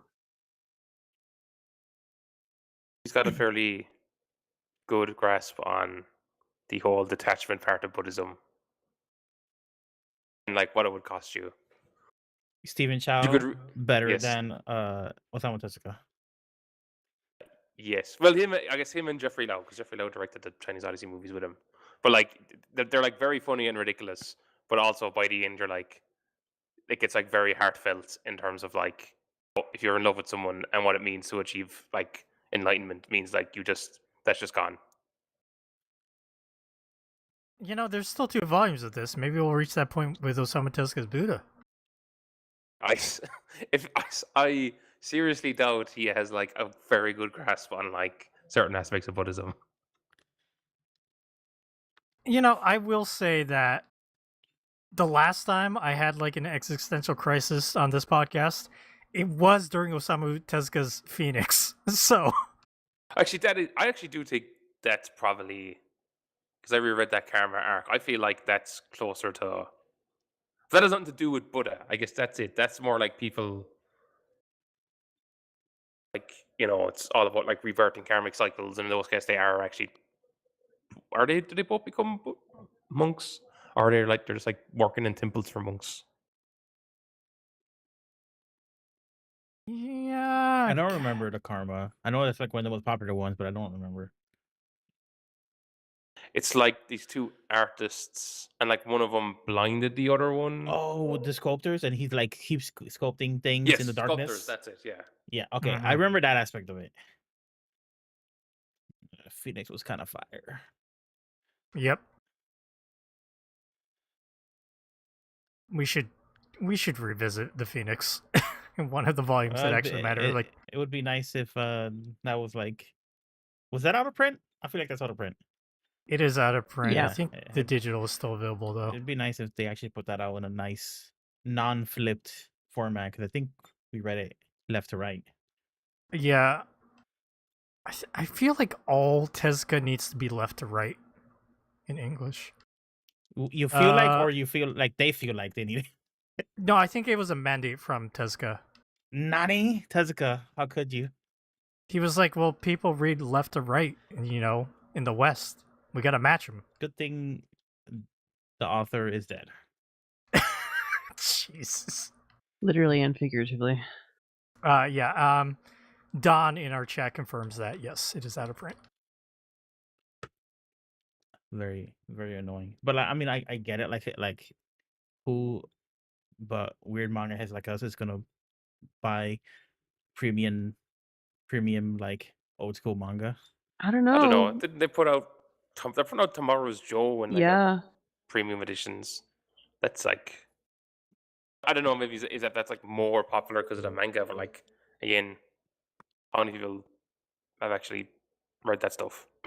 The problem is they already did put out the Tezuka stuff, and they probably saw like how much it made. But that was quite a while ago. I think Yeah. a lot of things have been seeing new life. You know what I mean? And yeah, a lot of surprises have been happening. So like, I don't know.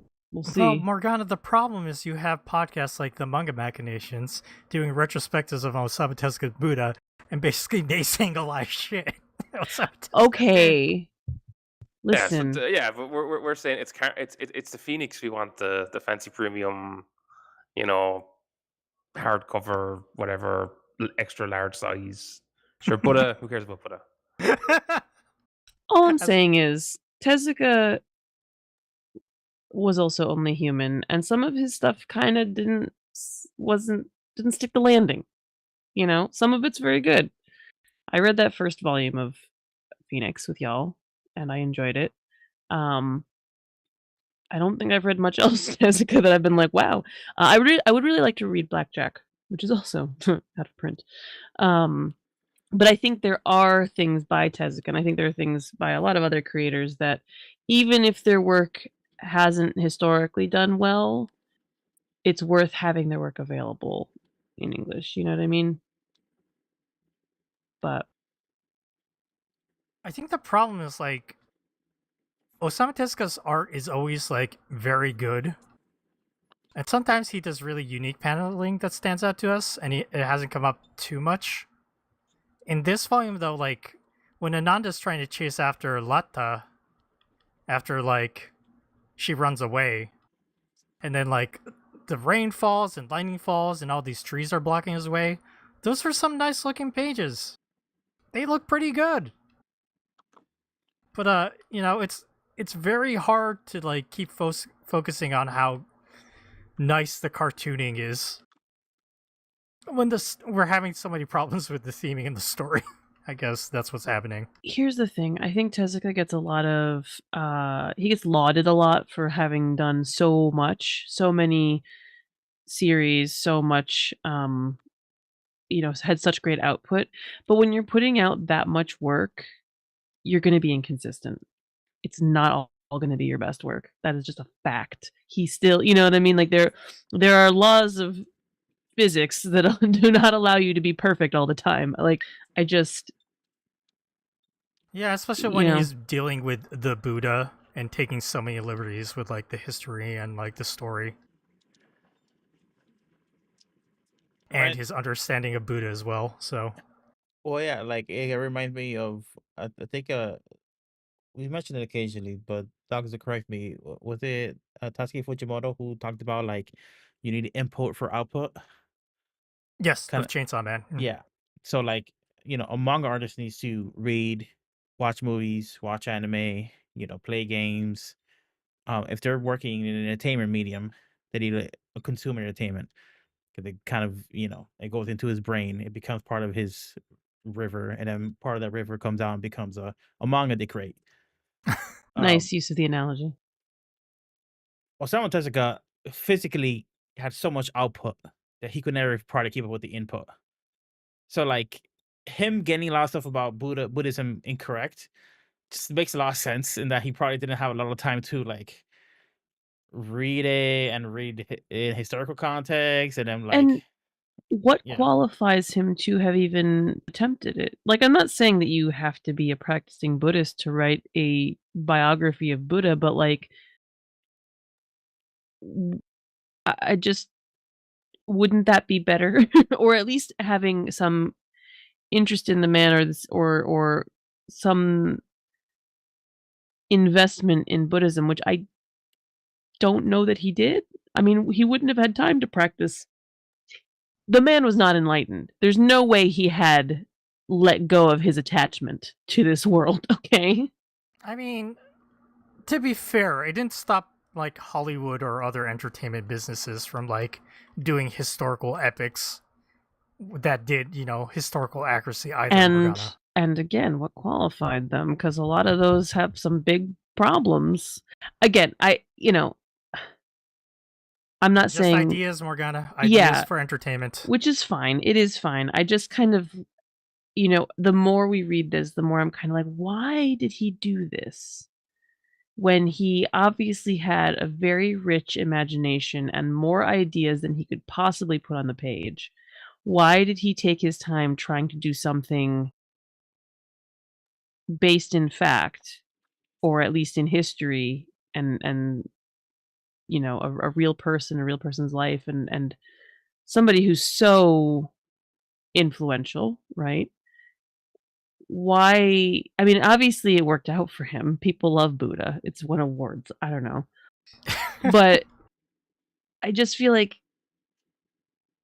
he didn't have I don't know. Put He your had the energy. creative desire to create this I get it. story.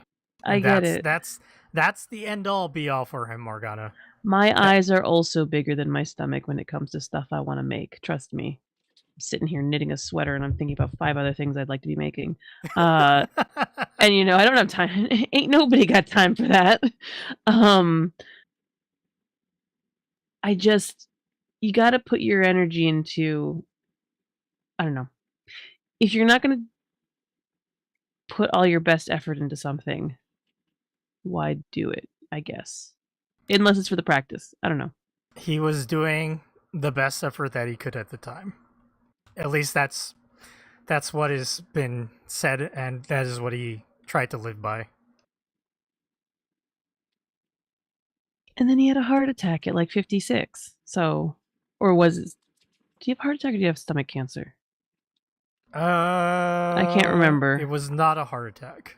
But he died young because he worked too hard. He was doing too many things at once. He didn't take care of his health. That is certainly true.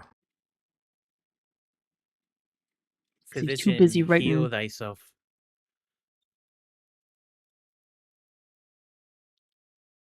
Yep.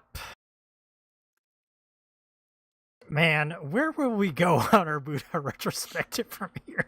Where will we go now? Where will we go? I'm not thinking, has someone like written about, like Morgana was asking, well, if you wanted to stick around to teach people, is that a form of attachment? Oh, about Or the they just be Buddha. like that doesn't really count because it's like it's considered, I guess, selfish, He's selfless. a special case. I mean, that's kind of what I'm wondering is like, have we just kind of poo-pooed that away as like not actually attachment because it's convenient for the narrative of Buddha, you know? Well, he stuck around and then he just was like, and now I'm gone. So he, I guess, did detach because that's it. He's gone. Eventually he's like, y'all, I'm bouncing. See ya. That was it. Like, I don't know. There's something about like he like asked at that. He said to him, "Do you know Buddhists can live for like 1,000 years or 5,000 years?" And he didn't reply. And then he replied the second time. And he replied the third time. And then the Buddha was like, "Oh, sure, I'll be dead in like 20 years." Then he dies of diarrhea, I think. Relatable. Yeah, Adatta comes across as like he's like Buddha's principal disciple, but also a big fuck off. And Ananda. Ananda, sorry. Yeah, Ananda's somebody else, isn't there? I was like, wait, that's somebody else in the book. I think that's someone else. I think like the first council of Buddhism, they basically berate him for like, hold on, like you could have like given us another 1,000 years of Buddha. What the fuck's wrong with you? Fucking idiot. And Could I have think, had it all. Is he the Buddhist Judah? no, because he didn't betray him. He's more comes across like a bit of just like Well, he's like this bit figure. dim. He's this figure that kept us from. Well, actually, never mind. I don't know enough about religion because that was part of the whole plan is to have Judas betray him, right? I will defend Judas until the day I die. If he hadn't done what he had done, we would not have the whole Christianity thing because Christ wouldn't have died on the fucking cross. The whole point. But no, he is. I mean, I think in a lot of Christian tradition, Judas is considered. Vilified. Yeah, he's a villain. He did the, he sold Jesus out, but then he felt bad about it and he killed himself. Of course, suicide is a mortal sin, so he went straight to hell. But I have a lot of strong feelings about people being like, "Oh, Judas was terrible." Sure, you like Jesus? You like being Christian? Cool. That wouldn't have happened if Judas hadn't taken his dirty money. But didn't Jesus know what's going to happen? Sure did. Yeah. It was all in the plan. You know where I know that from? The Mad TV skit of the Terminator being sent back in time to protect Jesus from Judas. And then Jesus is trying to explain it to the Terminator. It's like, no, like this has to happen. It's part of a plan. He goes, "Why?" Because it's a plan. Why? And then the Terminator just keeps saying why. It was really funny. It was really funny. Mad TV was a funny show. And this is why it's useful to know about religion, because sometimes it gets referenced in sketch comedy. I just pick it up in sketch comedy and random episodes of Simpsons.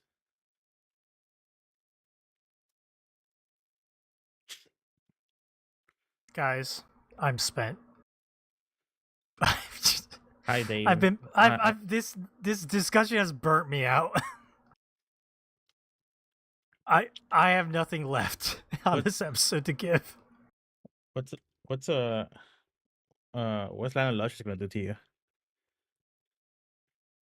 I think that's actually not as bad. Okay. And I don't know. I mean, we'll get to it when we get to our Land of Lustrous retrospective, which will be coming up, after we finish Buddha. But yeah, I need to go lay down for a while. So I would say Land of the Lustrous is like it'd definitely be like they're definitely pulling stuff from Buddhism, but I don't think it's necessarily like 100% aligning to whatever a particular set of Buddhist beliefs. It's more like influence. Yeah. Or inspiration, I guess. But yeah, let's wrap up so I can go lay down. Dar, any final thoughts on Volume 6 of Buddha? I enjoyed it. We're starting to get a question mark from Darfox. It's bad. Morgana? I enjoyed it. Okay. But I do want to say that we speak honestly about manga, obviously. But for some reason, it feels transgressive to just like so long time. Talk about Tezuka book in such a negative way in such a long time, because Tezuka discourse is always weird and effusive and very surface level. or at least the stuff you hear commonly. So it just Yeah. feels just weird. Like it feels like we're haters. We're not haters, I know. I was talking about Buddha with friends and coworkers during Comics Pro, and I was saying like maybe he wasn't that hot shit, like maybe he And wasn't like and maybe, they gasped and grabbed and the it was like, Rosario beads. well, it was like, well, but like, have you read Phoenix? I'm like, well, okay, yes, I've read some Phoenix, and I'm not saying he sucks completely. I'm just saying, like, there's other people out there than Tezuka. There's other people than Hayao Miyazaki making films. You know what I'm saying? Like, there's other people doing these things. It's not. I just want us all to have a little bit of perspective. Tezuka was good at comics. He made a fuck ton of comics, and I would say quite a few of them were quite good, even great.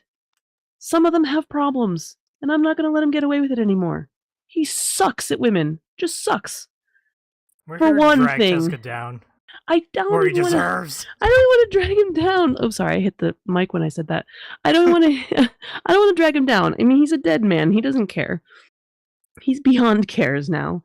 But I do want to temper the rhetoric. I just feel like we need to be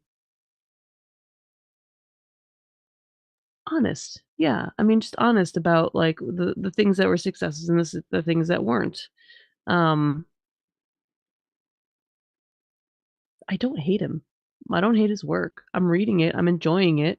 I'm stressed about it a little bit, but I think he's a good cartoonist, Um, I don't know. I do. Like you're saying, it feels transgressive, Dar. I feel like I need to defend our position every single time we have this conversation. Like, Yeah. we don't hate Tezuka. Which is obviously silly. Like we're literally just talking about a comic. Like it's just like um amongst like the comic and manga intelligentsia, like you don't. I'm sure there is. You just I just haven't gone looking for it. You just don't usually hear about like I deeper mean, criticisms. But do yeah. you even hear about much about Tezuka in general? Not from like, I feel like not a lot of like modern discussion. No, I feel like usually when like I've said, when I hear about Tezuka, it's in a book, it's in text somewhere, usually an academic book, and in that context, it's, oh, he was a really prolific creator, the god of manga. He did all this stuff. He was well loved. It's not usually stuff from modern like reviewers or things like that. Not that there's a ton of them out there anyway. Um, But when I do hear about him, I don't think I ever hear anything negative, except that he worked himself to death. That's I think what it is. Like, I never hear anything about his work in a negative way at all. And I don't think that's possible. I don't think it's possible for somebody to put out as much work as Tezuka put out with again, not having some misses or some things he didn't do quite as well.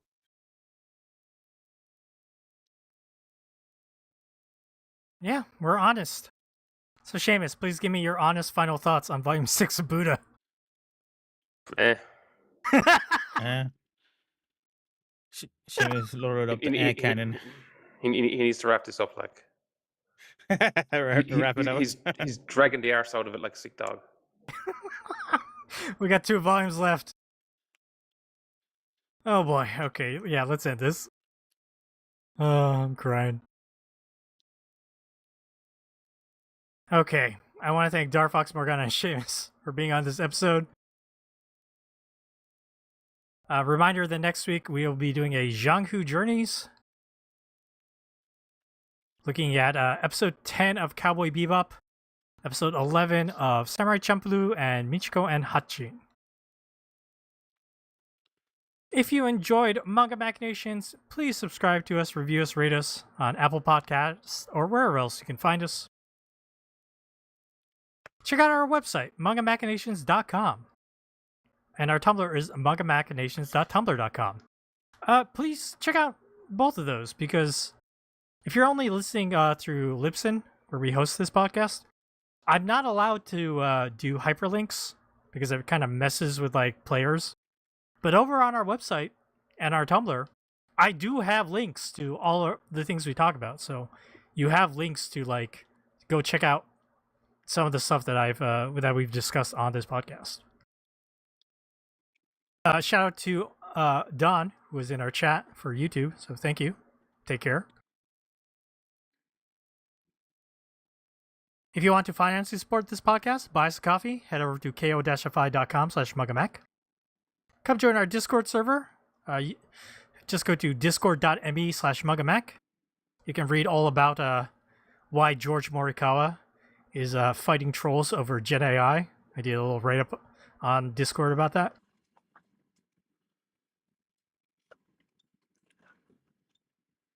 Check out our YouTube channels, youtube.com/MugaMacTV, where we do live recordings like we for this episode. We also have Mugamac Watches and Nakayoshi Gaming, where Darfox has been playing Resident Evil 9. Send us emails, mangamachinations@gmail.com. Follow us on social media at Mangamac Podcast. That's Manga MAC Podcast. We're mostly on Blue Sky, but we also have Instagram, Twitter, everything else. Or you can follow our personal social media. Follow me at DocZoo. Follow Darfox at Darfox8.